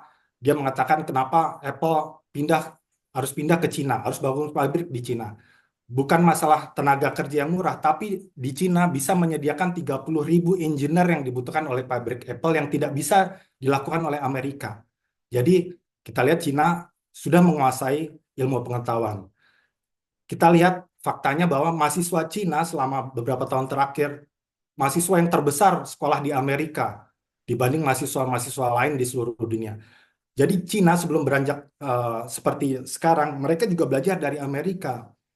Ya, mereka belajar ilmu pengetahuan dan teknologi, STEM, ya, science, teknologi, engineer, dan mathematics. Kita harus perkuat di situ. Slide. Nah, negara-negara yang maju lebih berani, akhirnya apa? Negara yang maju lebih berani untuk berhadapan karena mereka punya produktivitas tinggi ya, industri bernilai tambah tinggi, profit yang lebih besar. Dengan industri high tech tentu profit lebih besar karena lebih efisien dan juga nilai tambahnya tinggi dan berdaya saing ya. Dan bisa menciptakan ketergantungan dari negara lain. Jadi kita harus perkuat sektor-sektor yang kira-kira kita punya potensi untuk mendominasi supply chain. Kemudian kita jangan hanya berdagang sumber daya alam ya. Eksportir selama ini menikmati untung yang berlipat dengan menguatnya USD. Ya, saat ini kita ada kebijakan baru dari Presiden Prabowo untuk menahan devisa hasil ekspor selama 1 tahun yang sempat diprotes juga dengan Donald Trump. Ya. Kita berharap ya kan dengan adanya DHE disimpan ini bisa menopang rupiah ya. Jadi kita berharap juga ini bisa ikut membantu menopang rupiah dan menambah cadangan devisa kita gitu. Kemudian perkuat riset, perbanyak mahasiswa sekolah di luar negeri seperti Cina, kemudian inovasi. Slide. Trump, kesimpulan ya, Trump memberlakukan perang tarif sebagai kombinasi strategi ekonomi proteksionisme, tekanan politik dan retorika nasionalis. Bagi Indonesia pilihan hanya dua, kalau pandangan saya ya, bernegosiasi atau kita akan semakin kebanjiran produk Cina ya. Karena produk Cina memang punya daya saing yang lebih tinggi, dia lebih murah ya. Tapi untuk sektor-sektor high tech tentunya kita harus seperti di alat kesehatan, alat medis ini leadingnya masih Amerika dan Eropa ya. Kemudian kita harus adaptif dengan perubahan. Kemudian Indonesia harus mengejar ketertinggalan di bidang penguasaan iptek. Yaitu tadi ya bagaimana supaya kita bisa menguasai beberapa sektor supply chain seperti contohnya Korea, Cina ini kan dulu sama-sama miskin dengan kita, tapi Korea sekarang sudah mendominasi sektor supply chain di baterai EV misalnya atau otomotif ya. Dengan LG-nya, dengan Samsung-nya, digital ya, elektronik, begitupun Cina ya. Mereka semua dulu juga belajarnya dari Amerika. Jadi kalau kita ingin memperbanyak beasiswa, jangan kita belajar ke Cina atau belajar ke India gitu. Bisa belajar kedokteran ke India, ke Cina. Jangan, kita ke Amerika langsung. Ya, karena ke Amerika atau Eropa ya. Karena kalau kita belajar ke satu negara kan kita nggak akan dikasih teknologi 100% ya. Dia kan nggak akan mau tersaingi. Kalau kita belajar ke Cina, ke India ya kita akan dikasih ilmu di bawah mereka. Tapi kalau kita langsung belajar ke Amerika, ke Eropa, kita di bawah mereka nggak apa-apa. Tapi kita bisa bersaing di Asia. Kemudian evaluasi berbagai macam pajak barang impor ya, yang terutama berteknologi tinggi ya, yang terutama belum mampu diproduksi di negara kita untuk misalnya untuk keperluan medis, obat-obatan dan produk-produk nutrisi bayi dan anak yang sangat berperan untuk mencegah stunting dan masih banyak kita yang gizi kurang, yaitu produk nutrisi sebagian besar dari Amerika dan Eropa. 100% ya, apalagi kita bisa belum semua susu kita 100% impor yang untuk industri ya. Jadi selama ini kan dikenakan tarif macam-macam, pajak bea masuk, pajak barang impor, belum lagi PPN. Nah, itu dengan USD yang makin tinggi nanti ya, dengan ekonomi yang makin tidak jelas tentu mungkin tidak akan terjangkau. Dan apalagi tadi dengan dihentikannya bantuan Amerika di WHO dan CDC Atlanta, bagaimana nanti program-program pemberantasan penyakit-penyakit kita, penyakit masyarakat yang masih tinggi ya, HIV, TBC, campak, polio, dan bagaimana nanti kalau terjadi pandemi lagi. Slide. Ya, negara yang menguasai iptek akan mampu menciptakan inovasi yang kemudian inovasi yang ada akan mengakibatkan peningkatan produktivitas yang ini akan menyebabkan kenaikan pertumbuhan ekonomi. Pertumbuhan ekonomi gunakanlah untuk pendanaan riset yang akan menghasilkan inovasi baru. Ya. Dulu otomotif diciptakan hanya menggunakan bahan bakar fosil. Inovasi baru ada baterai EV dengan nikel. Tesla inovasi lagi, nggak perlu nikel, bisa dengan bahan baku lain untuk membuat baterai EV. Jadi inovasi-inovasi itu terus supaya kita tidak kalah. Jadi inovasi itu selalu diperbarui. Yang ketinggalan ya akan ketinggalan nanti. Kemudian faktor kuncinya adalah komitmen jangka panjang dalam peningkatan kualitas sumber daya manusia. Ya. Bagaimana kita tahu ya intelijensi 5 negara di Asia itu tertinggi di dunia. Ya. Yang selalu di posisi adalah Jepang, Korea, Taiwan, dan Cina. Jadi dia dengan intelijensi yang tinggi kita bisa lihat dia bisa mengejar iptek, bisa menguasai, mendominasi sektor-sektor dari supply chain dengan teknologi tinggi. Kemudian pendidikan, riset, dan kolaborasi antara pemerintah, swasta, dan akademisi. Tanpa penguasaan teknologi, suatu negara akan terjebak dalam ekonomi berbasis sumber daya alam yang rentan terhadap fluktuasi harga global. Slide. Ya, terima kasih. Ini kemarin saya sempat berfoto di depan New York Stock Exchange di Wall Street. Terima kasih. Semoga uh, sama-sama kita bisa menambah wawasan dengan diskusi ini. Terima kasih. Selamat malam. Wassalamualaikum warahmatullahi wabarakatuh. Mbak Ima bisa ditampilkan materinya. Baik, Bapak. Baik, Assalamualaikum warahmatullahi wabarakatuh. Selamat malam, Pak Ketua, Prof. Gumilar, Pak Sekjen, Pak Surya Wiranto, para narasumber, para pengurus IKAL, para pengurus ISC, dan hadirin yang hadir pada malam hari ini. Tentu 3 narsum sebelumnya, termasuk pengantar dari Ketua, sudah jelas ya kaitannya antara impact kebijakan tarif dari Donald Trump. Umumnya tadi membahas tentang bisnis secara umum di Indonesia. Nah, saya di sini selaku Ketua Umum Apulindo, Asosiasi Pengusaha Kuliner Indonesia, ingin mencoba melihat dari sisi UMKM, ya khususnya dari industri kuliner gitu ya. Jadi kalau bicara tentang dampak terhadap pengusaha, saya selaku pelaku usaha gitu ya, dari mulai awal COVID di akhir tahun 2019, diskusinya itu sudah membandingkan kondisi pada Perang Dunia Kedua gitu ya, bahwa ada flu burung, ada flu waktu itu di Eropa gitu ya, terus apa itu resource-nya berkurang, ekspansi ke negara lain, perang dan lain-lain.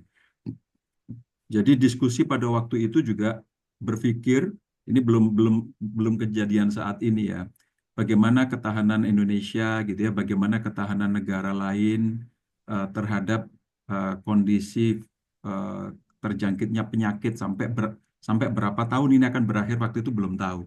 Dan seandainya sudah berakhir, bagaimana kondisi ekonomi. Jadi sampai sekarang pun kalau kita lihat kondisi ekonomi, kami pelaku usaha itu belum kembali bangkit. Ini ibaratnya masih berusaha untuk menanjak, masih ada sisa bolong-bolong sebelumnya, entah hutang, entah apa gitu ya. Masih berusaha menanjak gitu ya. Kemarin sudah mulai bergairah dengan adanya pemerintahan baru gitu. Tiba-tiba terkaget-kaget kita. Tiba-tiba ada potongan-potongan anggaran gitu ya. Dan kalau diskusi kita ke fotonya bikin lapar ya. Ini pengantar dulu ya. Jadi kalau kita diskusi setiap ketemu orang kementerian, semuanya mengeluh tentang potongan APBN gitu ya. Nah, termasuk kemarin juga ada selipan-selipan pesan, Cak Bukin gitu ya. Saya panggilannya Cak Bukin gitu ya. Itu usulkan ke pemerintah, anggarannya jangan dipotong, biar APBN mengalir, nanti bisnis juga jadi mengalir. Karena ini kan hotel nggak boleh dipakai gitu ya. Kita apa itu sebenarnya kalau bicara dari sisi pengiritan saya setuju gitu loh. Itu. Cuman memang ini ada efek berantainya. Jadi ini kita bicara bisnis, ini ada efek berantai. Seperti itu. Oke, ini dampak pemberlakuan tarif impor 32% terhadap UMKM. Nanti saya lebih mengambil sampel untuk bisnis kuliner gitu ya. Jadi kenapa gambarnya stick? Ya memang daging-daging kita yang bagus gitu ya, kita masih mengandalkan impor gitu ya. Memang tidak utamanya dari Amerika nih impor daging gitu ya. Tapi yang jelas ketika dolarnya naik, berarti itu ada efek berantainya seperti itu. Oke, next Mbak Ima. Oke, kenapa UMKM? Jadi tadi juga sudah sempat disinggung oleh Pak Widodo gitu ya tentang UMKM. Memang next lagi.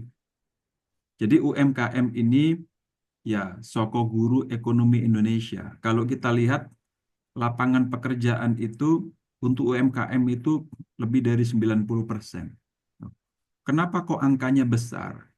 Karena memang jumlah perusahaan yang membuka peluang kerja, kalau kita hitung jumlah karyawan itu ya tidak terlalu banyak. Yang banyak itu adalah pelaku usaha. Kalau istilah di Kementerian Koperasi atau di Kementerian UMKM namanya usaha mikro, baru naik nanti ke usaha kecil gitu ya. Nah, ternyata saya juga berkecimpung di Kadin bidang vokasi, hubungannya mitranya salah satunya Kementerian Ketenagakerjaan. Di Dirjen Pembinaan apa itu peluang kerja gitu ya di Binapenta, itu ternyata ada salah satu direktorat ya yang mengurusi untuk pekerja mandiri.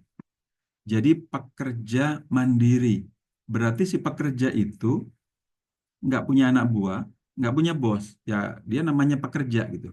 Jadi ya mungkin kalau kita lihat industri-industri rumah tangga yang kelas kecil gitu ya, yang orang jualan cilok, jualan bakso, jualan di pasar, nggak punya karyawan, ya itulah istilahnya di Kementerian Ketenagakerjaan itu ternyata ada.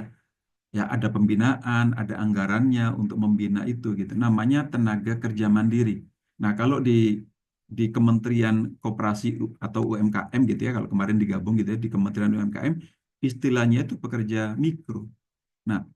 Nah, ini yang efek yang jumlah yang sangat besar yang mungkin kalau tadi Dokter Triza bilang efek pasar sudah kelihatan bahwa volatilitas IHSG tiba-tiba langsung jatuh misalkan gitu ketika ada efek ini sebenarnya si investor itu juga sudah bisa mengukur ini kira-kira perusahaan secara umum akan kena imbas dan nanti secara sektoral akan melihat sektor-sektor mana yang efeknya impor ke Amerika khususnya atau ekspor ke Amerika itu yang mungkin akan kena dampak lebih lebih duluan kena gitu ya secara perusahaan.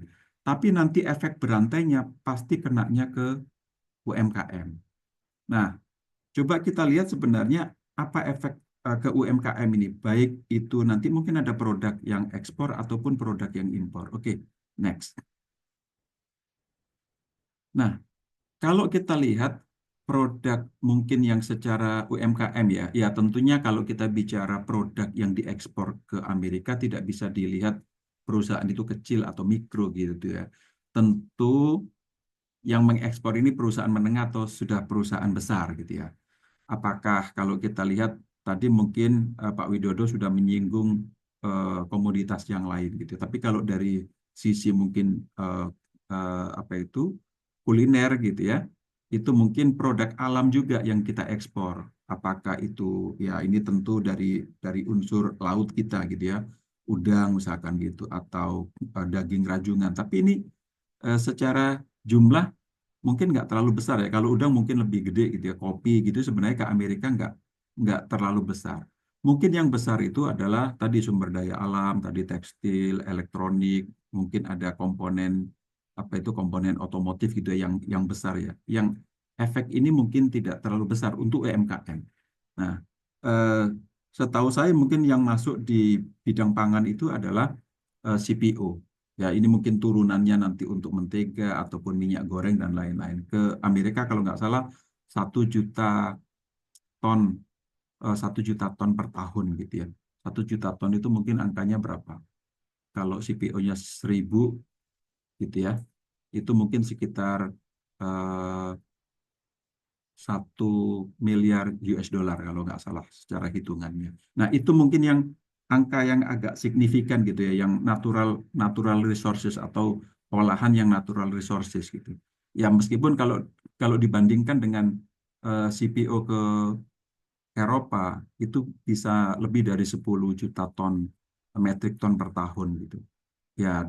Ya tentu kalau bicara CPO ini ke depannya gitu ya, yang di mana Indonesia sekarang sudah 40% biosolar, mungkin nanti kalau ke depan instruksi Presiden menjadi 50%, ya yang 1 juta itu mungkin bisa keserap untuk kebutuhan dalam negeri, karena kebutuhan dalam negeri itu per 10% itu kurang lebih kebutuhannya 3,5 sampai 4 juta ton. Artinya mungkin ya yang urusan CPO ke Amerika itu mungkin bisalah agak tertangani seperti itu. Tapi ya kan tidak semudah itu kita bicara tadi hubungan apa itu perdagangan antar negara.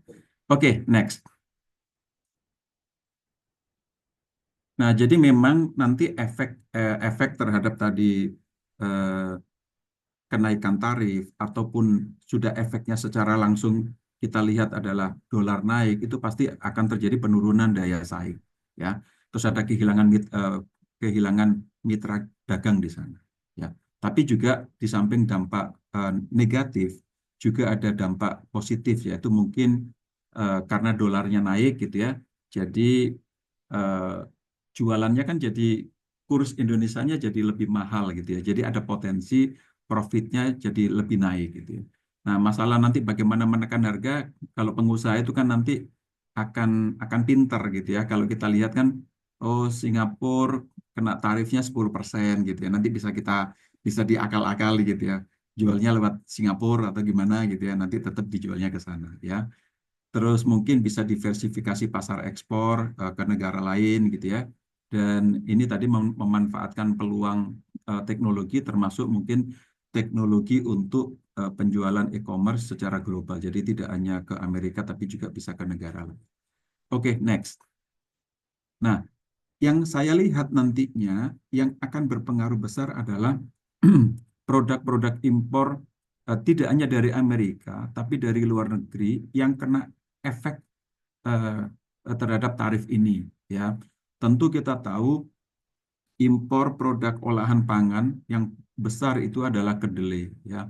Baik itu untuk produk tahu tempe maupun juga termasuk mungkin sebagian ada restoran atau hotel yang menggunakan minyak berbahan kedelai ataupun berbahan bunga matahari ya yang tidak ada di Indonesia gitu ya. Terus tentu gandum. Ini juga sangat besar sekali kebutuhan gandum kita terutama untuk apa itu pembuatan roti, tepung dan tepung yang terbuat dari gandum ya dan lain-lain ya. Mie, nah itu mie besar sekali. Nah, jadi ini efek secara produk ini termasuk efek nanti kenaikan harga terhadap ini kan ramalan-ramalan dolar ini ya 17.000, nggak lama lagi kalau ini benar-benar diberlakukan bisa menjadi 20.000. Ini kan pasti menghantui gitu ya para pengusaha di industri ini yang langsung akan terkena nanti efeknya. Oke, next. Nah, ini dampak impor ini pasti akan ada kenaikan biaya produksi, ada gangguan rantai pasok, ada fluktuasi nilai tukar dan biaya logistik gitu ya.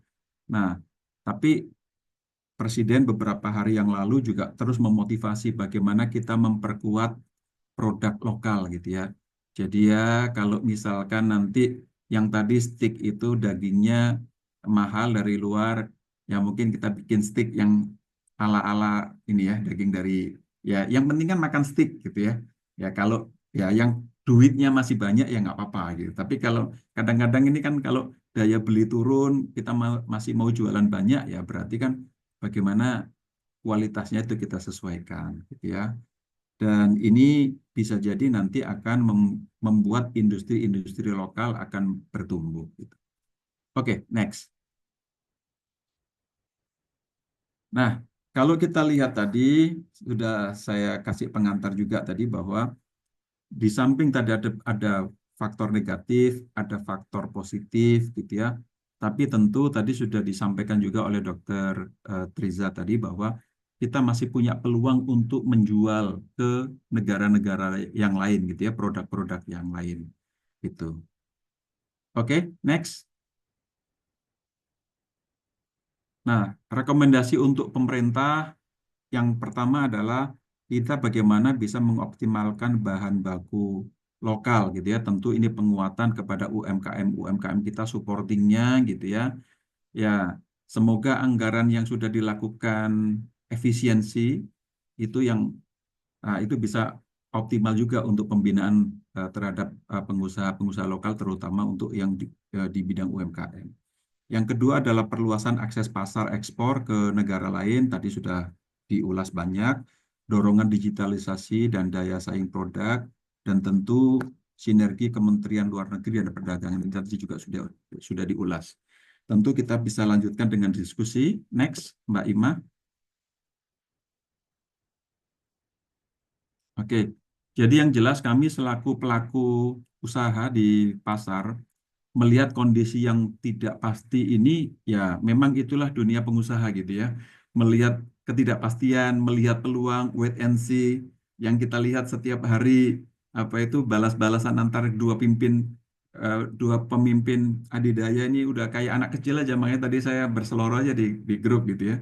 Ini kayaknya Donald Trump sama Cina ini mesti diikutkan Lemhanas yang internasional gitu ya. Jadi bagaimana kita menata dunia ini biar sama-sama menguntungkan, sama-sama berkeadilan, bukan hanya menang-menangan Amerika atau menang-menangan Cina gitu ya. Ini kalau gajah berantem ini kan yang di kanan kirinya, kita ini negara-negara yang belum kuat, ini yang pasti akan kena dampaknya. Tapi dengan semangat optimisme, kita wait and see, kita nunggu arahan presiden, kita nunggu arahan Menteri Luar Negeri yang juga belum jelas gitu ya. Sambil kita wait and see, kita terus optimis menatap masa depan Indonesia. Terima kasih. Selamat malam. Assalamualaikum warahmatullahi wabarakatuh. Baik, saya kira kita lanjutkan aja karena nanti kita akan diskusi pada waktu lebih kurang 25 menit ke depan. Yang berikutnya tidak kalah pentingnya ada Lady ISC ya, Mrs. Lili Wasitova. Are you ready? Siap, Laksamana. Oke, Laksanakan. ya, time is yours. Thank you, thank you.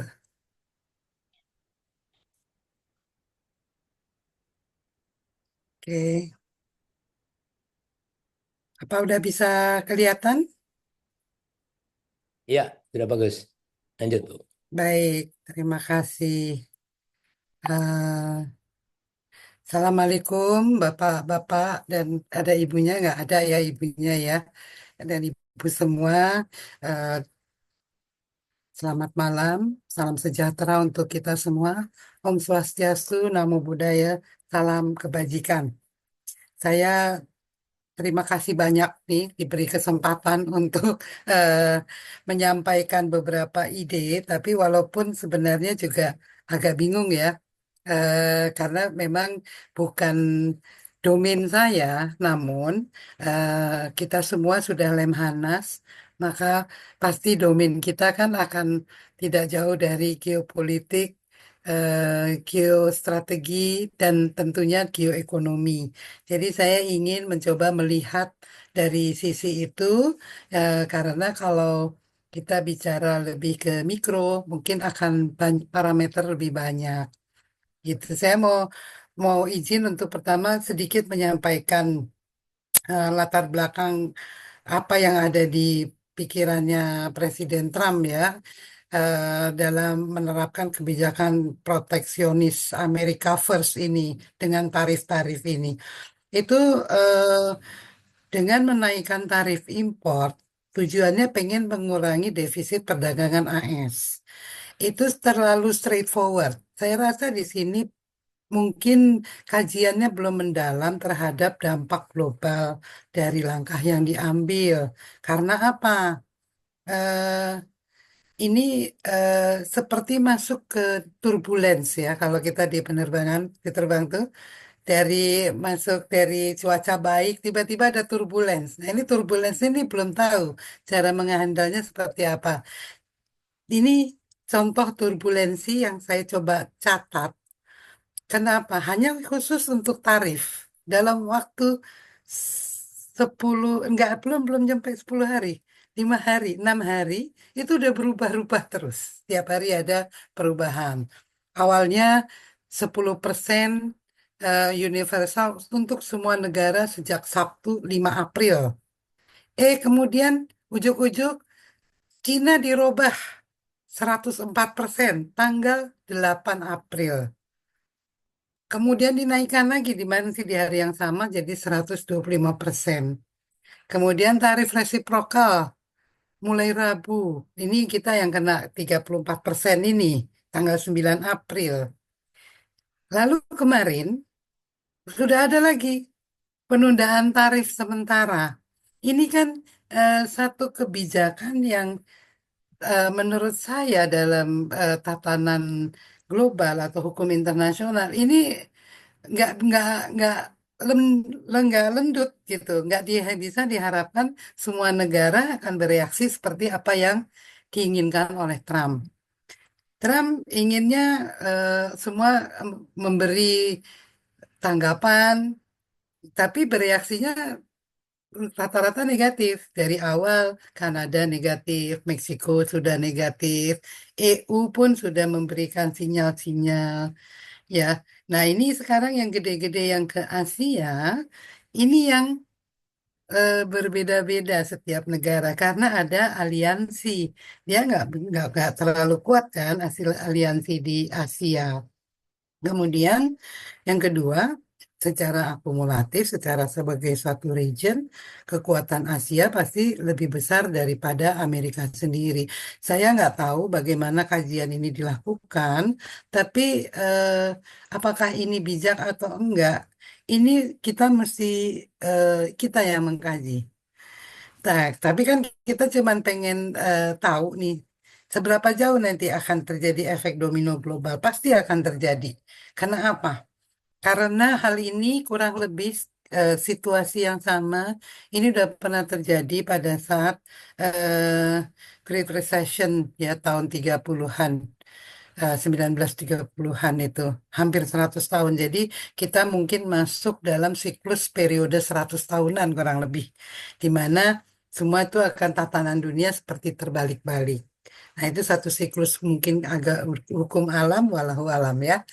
Nah, pemicunya pasti karena pergeseran hegemoni ini dan Amerika tetap ngotot.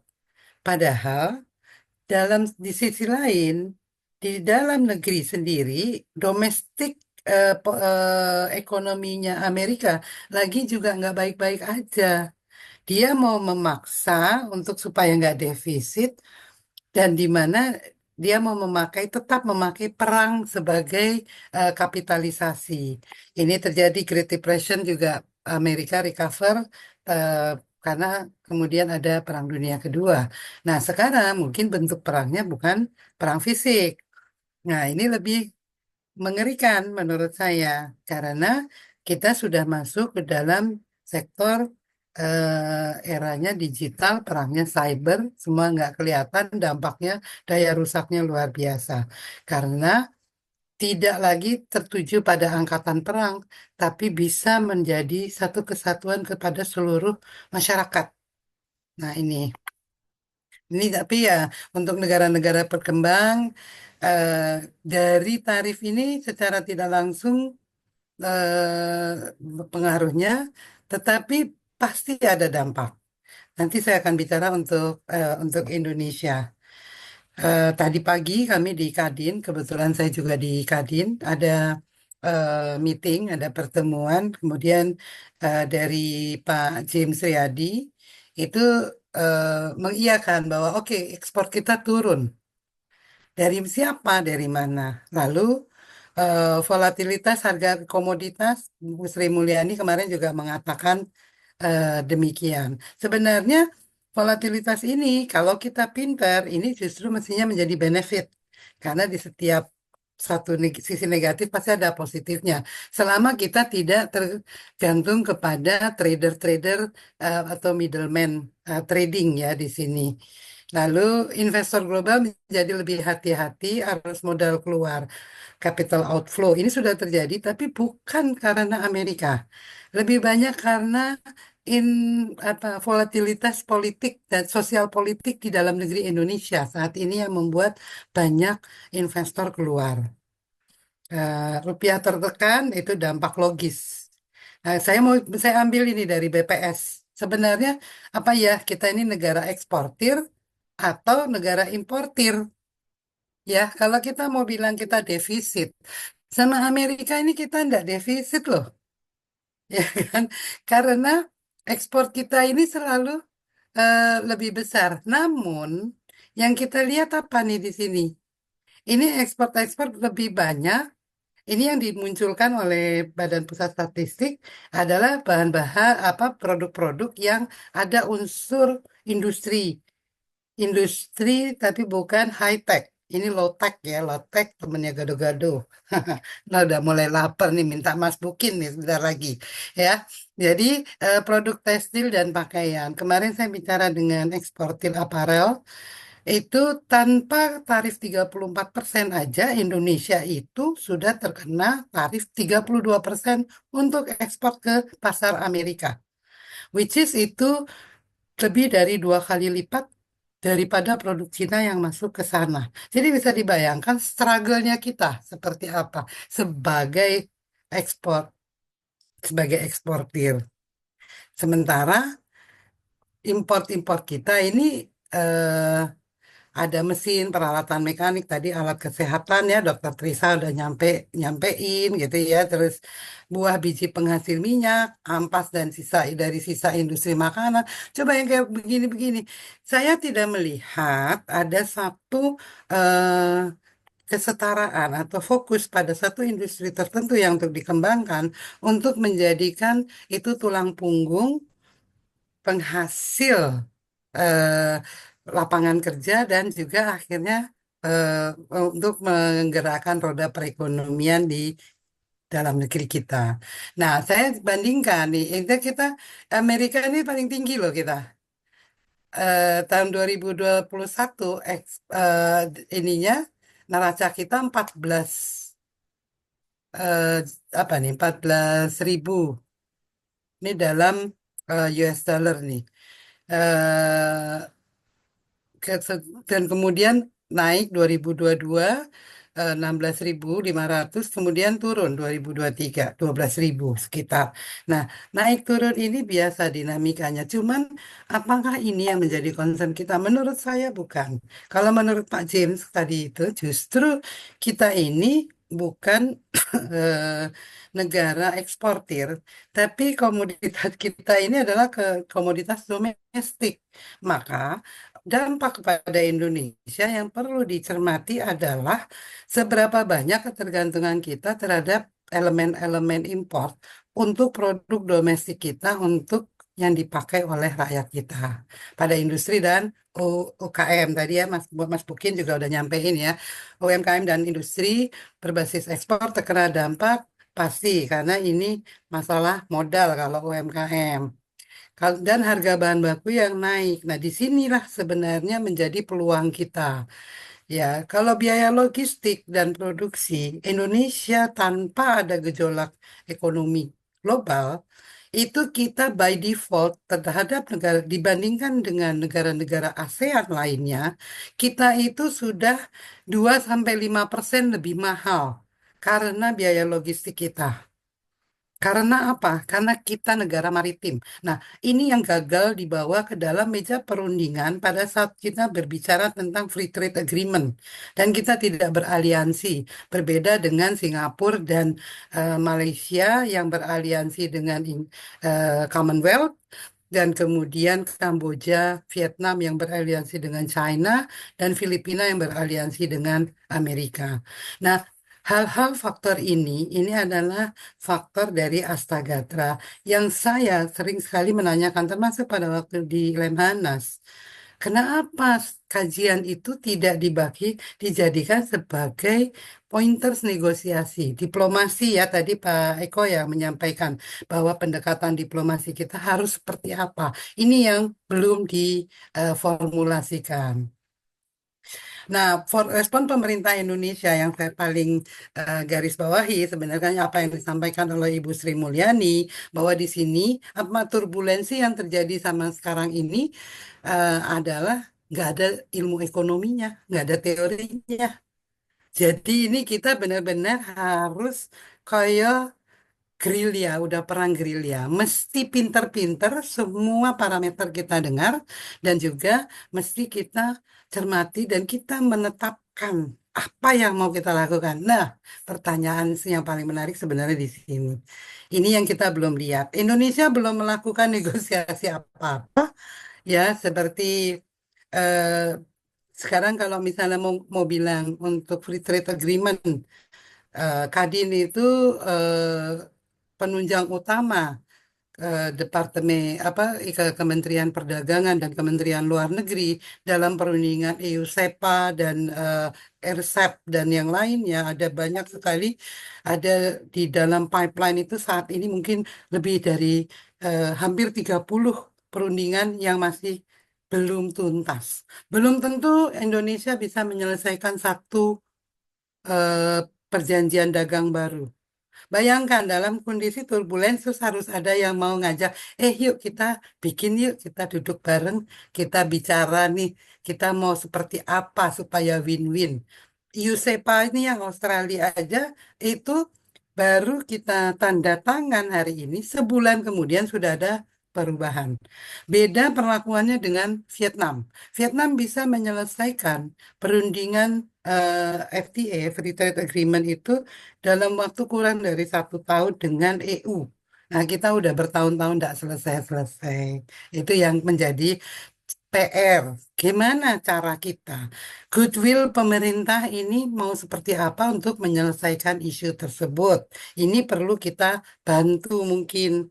Walahu alam. Nanti saya serahkan kepada forum. Ya, lalu industri kita harus bisa membangun tadi ya fokus pada industri substitusi impor. Eh, ini juga masalah pemerintah. Kalau tenaga kerja Indonesia, orang-orang Indonesia top, bagus, bisa kerja, mau. Selama memang diarahkan untuk mereka bekerja, bukan mereka diarahkan untuk judol, nyangkruk, judol, ya kan, cuma jagongan gitu ya, jangan gitu. Itu bisa sebenarnya, karena itu kalau di mereka jadi diaspora itu selalu terjadi. Tantangan yang masih dihadapi kita ketergantungan pada ekspor komoditas mentah. Nah, kita nggak punya nilai tambah ya di situ. Terus tidak terintegrasinya rantai global berbasis teknologi, kurang kapasitas produksi di dalam negeri. Nah, peluangnya di tengah tantangan, tadi dari data statistik yang untuk neraca perdagangan kita, sebenarnya saya tandain, saya naik aja ya, saya liatin di sini. Itu banyak sekali negara-negara ini yang sekarang menjadi fokus kita. Kebetulan saya di HI ya, di Hubungan Internasional di sini. Nah kan negara-negara yang sekarang ini masih kita defisit, ini yang menjadi fokus dan sekarang sudah bouncing dia menjadi positif. Jadi eh, kita tidak harus serta-merta hanya satu bergerak kita tergini. Enggak, banyak kok pasar yang lain. Terutama pasar Afrika, kerjasama dengan Afrika saat ini itu luar biasa. Mereka akan mau apa aja itu hayu. Nah ini lagi eh, eh, banyak ya, mungkin PR lanjutan dari program tahun lalu ini dilakukan dan bilansa itu positif. Jadi di Kadin oleh para pelaku usaha yang di Kadin itu sentimennya itu tetap positif. Mereka tetap punya giroh, punya keyakinan gitu. Jadi itu menyenangkan gitu. Walaupun saya pribadi kalau duduk gitu apa iya gitu ya. Tapi kalau melihat mereka positif, saya ikut terbawa positif. Senangnya di situ. Oke. Eh, mungkin ini saya lewat dulu. Saya mau bicara melihat dari geopolitik, geostrategi dan geoekonomi. Kemarin ini baru 4 bulan yang lalu. Kenapa ini turbulensi ini panjang? Ini kita perlu pahami betul kalau melihat, mengakses dan menilai kondisi geopolitik global saat ini untuk supaya kita bisa memberikan masukan yang tepat. Ini saya ambil dari paparan saya waktu kita bicara pasca overlapping LCS. Dan itu baru 3-4 bulan yang lalu. Ya, kita masih bicara LCS sampai sekarang itu, apakah itu hilang? Mestinya tidak boleh. Ini tetap harus menjadi fokus kita. Ya, karena konstelasi global di LCS adalah cerminan dari kompetisi kekuatan semua negara. Dan semua negara sudah bergerak ke sana. Seperti kita tahu baru-baru ini, ada pun kapal induk itu kok ya bisa masuk Alki 1. Cuman minta mesti dikonfirmasi ya, saya cuman katanya. Tapi pasti para pengampu bisa mengecek kembali. Cuman Alki 1, kapal induk Cina, itu ngapain? Nah, Cina kan adanya di utara. Ngapain dia mau masuk utara selatan? Mau kemana? Kan harusnya kita bisa bertanya atau kita menganalisa.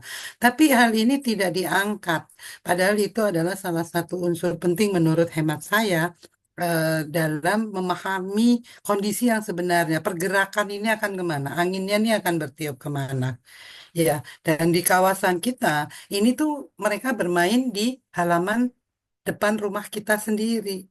Tugasnya Laksamana Pak Sekjen ini luar biasa ya. Nah, ini penyelesaian hal ini. Belum saya bicara yang udara ya. Nah, di sini dinamika geopolitik di Indo-Pasifik inilah persaingan hegemoni yang tetap terjadi. Dan akan ada tetap pembicaraan. Kita lihat di sini aliansi-aliansi ini ya. Ini kan aliansinya siapa nih? Nah, kita nih terperangkap nih di tengah-tengah. Kalaupun kita nggak kena tarif, kan kalau kita nggak melakukan swasembada dengan secepat-cepatnya pakai strategi yang tepat, yang eh, bisa apa ya, bisa dieksekusi nggak pakai ribet istilahnya. Kalau kita bisa lakukan itu, insya Allah kita aman-aman aja. Tapi kalau kita tetap masih suka eh, menjadi buyer, bicaranya sama trader, sama middleman trading, nah ini agak berat. Ini yang harus kita, menurut hemat saya nggak mau bicara indikatornya ya, tapi perlakuannya, dan perlakuannya dalam bisnis dan dalam menjalankan roda ekonomi ini sendiri. Itu ya. Dan untuk pengaruh geoekonominya adalah ini terjadi disrupsi rantai pasok global yang luar biasa. Satu-satunya jalan, kalau kita bisa membaca dengan tepat angin ini kemana, recovery kita akan cepat. Yang paling terpukul nanti adalah yang paling lambat merespon dengan tepat.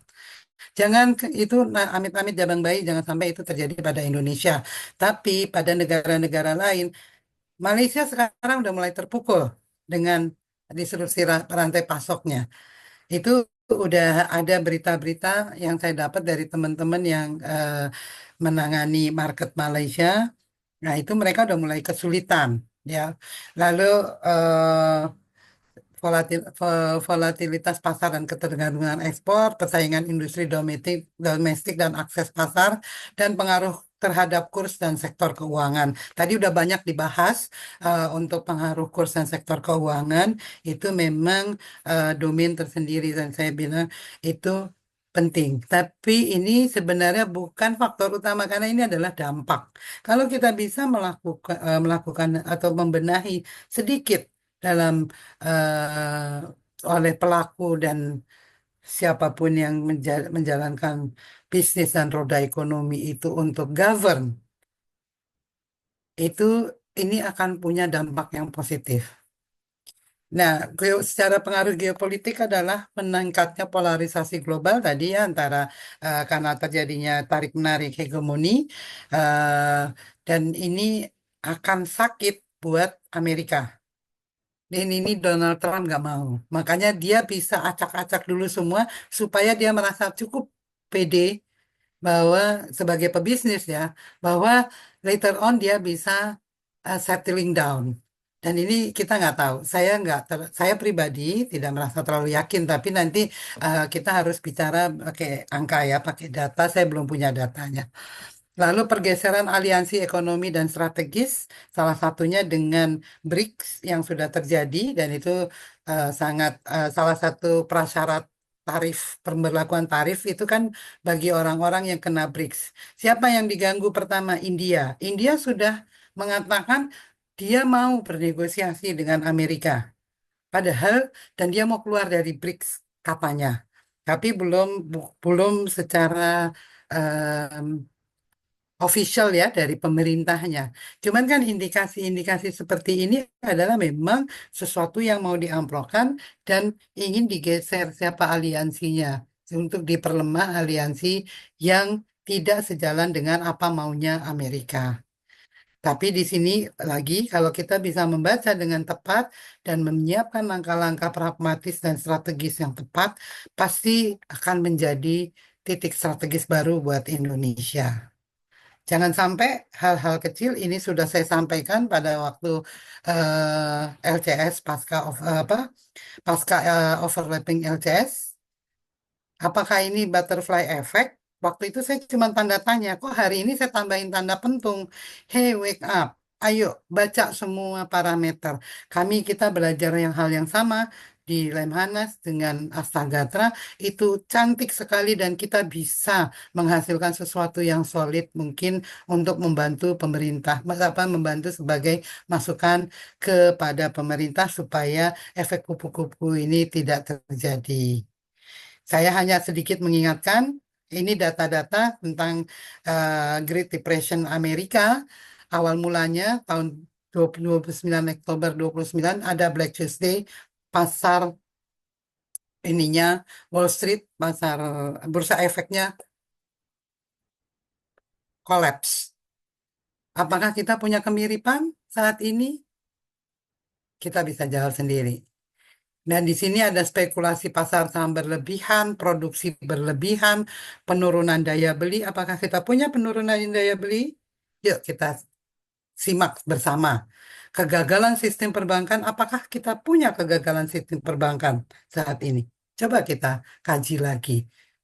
Dengan ini terbuka ya, dengan open-minded. Kebijakan moneter dan perdagangan yang salah, apakah itu terjadi lagi sekarang? Dampaknya adalah pengangguran yang tinggi. Di Amerika pada saat itu 25%. Ribuan bank dan perusahaan bangkrut, kemiskinan kelaparan meluas, itu mengerikan sekali. Kalau lihat berita-beritanya kelaparan pada saat Great Depression di Amerika. Lalu penurunan produksi industri secara drastis. Gimana Amerika menyelesaikan Great Depression? Ya dia bikin itu.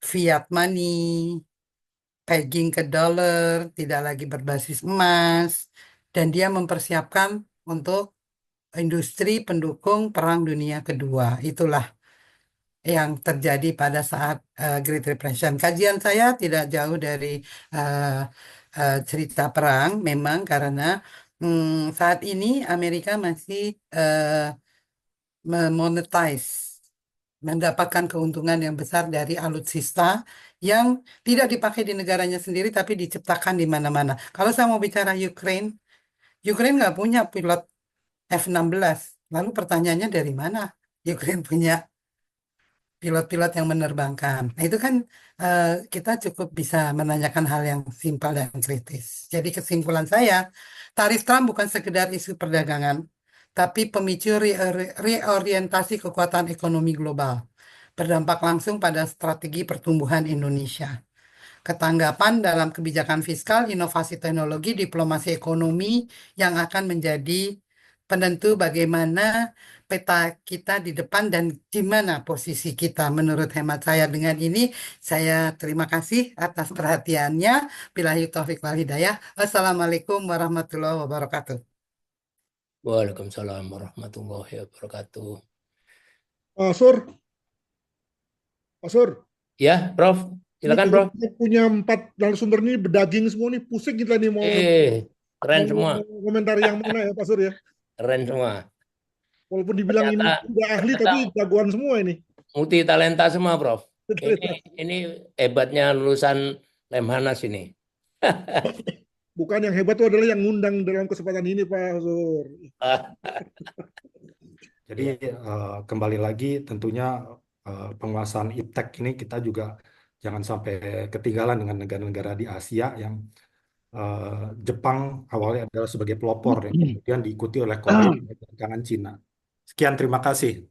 Terima kasih Dr. Trisa. Kita mengundang Pak Widodo, demikian juga Pak Mas Bukin untuk memberikan sekaligus tadi ya respons terakhir lah gitu ya, masing-masing 5 menit sebelum kemudian dan terakhir Pak Budidi juga ya, sebelum kemudian kita akhiri pertemuan kita kali ini. Mungkin Pak Widodo silakan 5 menit sebagai closing speech-nya.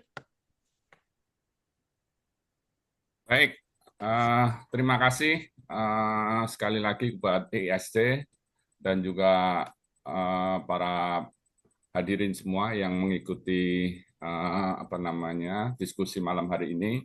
Dari apa yang tadi kita sampaikan dan juga narasumber yang lain juga sampaikan, khususnya terkait dengan materi yang saya sampaikan tadi, bahwasanya memang suram atau tidaknya itu tergantung Indonesia sendiri. Jadi bagaimana kesiapan kita, tadi juga disinggung oleh Dr. Lili, disinggung oleh Dr. Trisa, dan juga Pak Mas Bikun, itu semuanya kalau saya melihat tergantung kembali ke diri kita sendiri, apakah kita bisa menyiapkan strategi-strategi exit strategi yang bisa mengatasi tarif dari Trump ini. Kalau kita nggak siap dan kita nggak melaksanakan strategi itu dengan konsisten dan juga berkelanjutan, saya rasa juga apa yang menjadi pertanyaan ini bisa terwujud. Tapi naudzubillah, tapi kita inginnya kita harus tetap optimis. Untuk itu ISC melakukan diskusi ini untuk bisa segera memberikan masukan kepada pemerintah langkah-langkah apa saja dari berbagai multidimensi sehingga bisa memperkuat internal di Indonesia sendiri. Yang kedua, tadi saya mengusulkan bahwa kita harus memperkuat regional juga. Karena apa? Karena pengalaman saya pada saat ikut menjadi delegasi ASEAN di pertemuan antara ASEAN dan China, itu sebenarnya China itu agak berhitung dengan ASEAN. Sehingga mereka itu berusaha jangan sampai juga kekuatan ASEAN ini bersatu. Intinya seperti itu. Jadi kalau ASEAN ini bisa bersatu, saya rasa itu menjadi sebuah kekuatan tersendiri sehingga kita bisa bersama-sama, karena nggak bisa kalau kita menghadapi itu sendiri-sendiri. Kalau dengan adanya rasa persatuan di negara ASEAN ini insya Allah bisa memperkuat Indonesia ke depannya. Itu saja, terima kasih. Terima kasih Mas Widodo. Kita pindah sekarang kepada Pak Mas Boyin. Monggo Mas, Mas Boyin. Baik, terima kasih. Saya menikmati diskusi malam hari ini selaku pelaku bisnis gitu ya. Tadi dari Bu Lili yang setelah saya gitu ya. Kalau sebelumnya saya sudah menyimak. Jadi mungkin pasti akan melengkapi kesiapan kita untuk menghadapi ketidakpastian ke depan gitu ya. Karena pengusaha itu memang ya jiwanya ada di situ, ketidakpastian Bu Lili gitu ya. Cuman ini kok ketidakpastiannya bertubi-tubi gitu ya, di dalam negeri ini belum clear gitu ya, tiba-tiba baru baru pulang mudik Lebaran gitu ya. Ini apa lagi Donald Trump gitu ya. Kita masih mikir rengginang, kita masih mikir apa, tiba-tiba ini kok tiba-tiba dolar jadi 17.000 gitu kan. Kita sudah bermimpi indah habis bertapa gitu ya, kita sebulan berdoa mudah-mudahan setelah Lebaran ini jualan makin kinclong gitu kan. Tiba-tiba ada begini, ya udah untungnya kita habis puasa gitu ya. Jadi ngerem hawa nafsu mau marah Masih nggak punya boleh gitu ya. sabar gitu ya. Ya, harus sabar gitu ya gitu. Tapi tetap optimis, kita nunggu komando dari pemerintah gitu ya. Kok nggak ada suara dari Menteri Luar Negeri gitu ya. Ya mungkin kita tunggu, mungkin masih berpuasa juga. Oke, terima kasih. Selamat malam semuanya. Terima kasih. Bu Lili, silakan statement terakhir. Baik, sebagai penutup ini terakhir lagi nih. Baik, terima kasih banyak. Mungkin ada sedikit dari yang ingin saya tambahkan adalah kita mesti menentukan sikap itu pasti ya, bahwa ini ada kedaruratan atau tidak ada kedaruratan. Kita mesti berani introspeksi untuk mengatakan apakah dengan betul-betul ya, dengan sangat serius dan sangat gamblang, nggak boleh pakai touch up data, ketahanan pangan kita sudah bagus, bahwa kita negara bisa memberi makan rakyatnya tanpa unsur impor. Menurut saya bisa swasembada itu ya, itu kondisi perang. Kalau kondisi perang terjadi seperti itu, itulah yang harus dilakukan. Yang kedua, sumber daya air. Bahwa kita tidak akan menjadi bangsa yang bodoh karena kita tidak punya air yang berkualitas.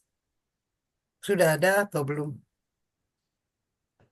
Yang ketiga, baru kita bicara masalah kekuatan. Kekuatan militer, kekuatan unsur komcat atau apapun yang lain. Tapi itu bukan untuk outward looking, tapi inward looking. Kekuatan ini harus dipakai untuk membangun elemen-elemen bangsa kita kembali. Karena apa? Karena ancaman kita itu tidak terlihat. Cyber, dunia digital, itu nggak akan kelihatan. Jadi kalau perangnya dulu air power, itu masih ada kelihatan masih langsung. Ini nggak ada kelihatan, nggak ada ngangingung-ngangingung bisa jujur meledak di mana, meledak di situ ya. Nah, ada satu faktor yang saya lupa tadi, termasuk dalam masa Great Depression, yaitu bencana alam. Maka, apakah kita sudah bisa menangani kebencanaan ini dengan bijak dan tepat? Ya, karena kita tanya dong, kita jujur, kebencanaan ini banyak nggak terjadi saat ini, akhir-akhir ini? Faktor-faktor itu semualah yang nantinya harus membentuk menjadi satu dikristalisasi untuk menjadi masukan dan pointers, point of discussion, point of negotiation, standpoint Indonesia itu semua akan terbentuk dari seluruh faktor itu menurut hemat saya. Dan tentunya banyak faktor lainnya. Lebih kurangnya mohon maaf lahir batin. Terima kasih. Assalamualaikum warahmatullahi wabarakatuh. Waalaikumsalam. Terima kasih kepada 4 narasumber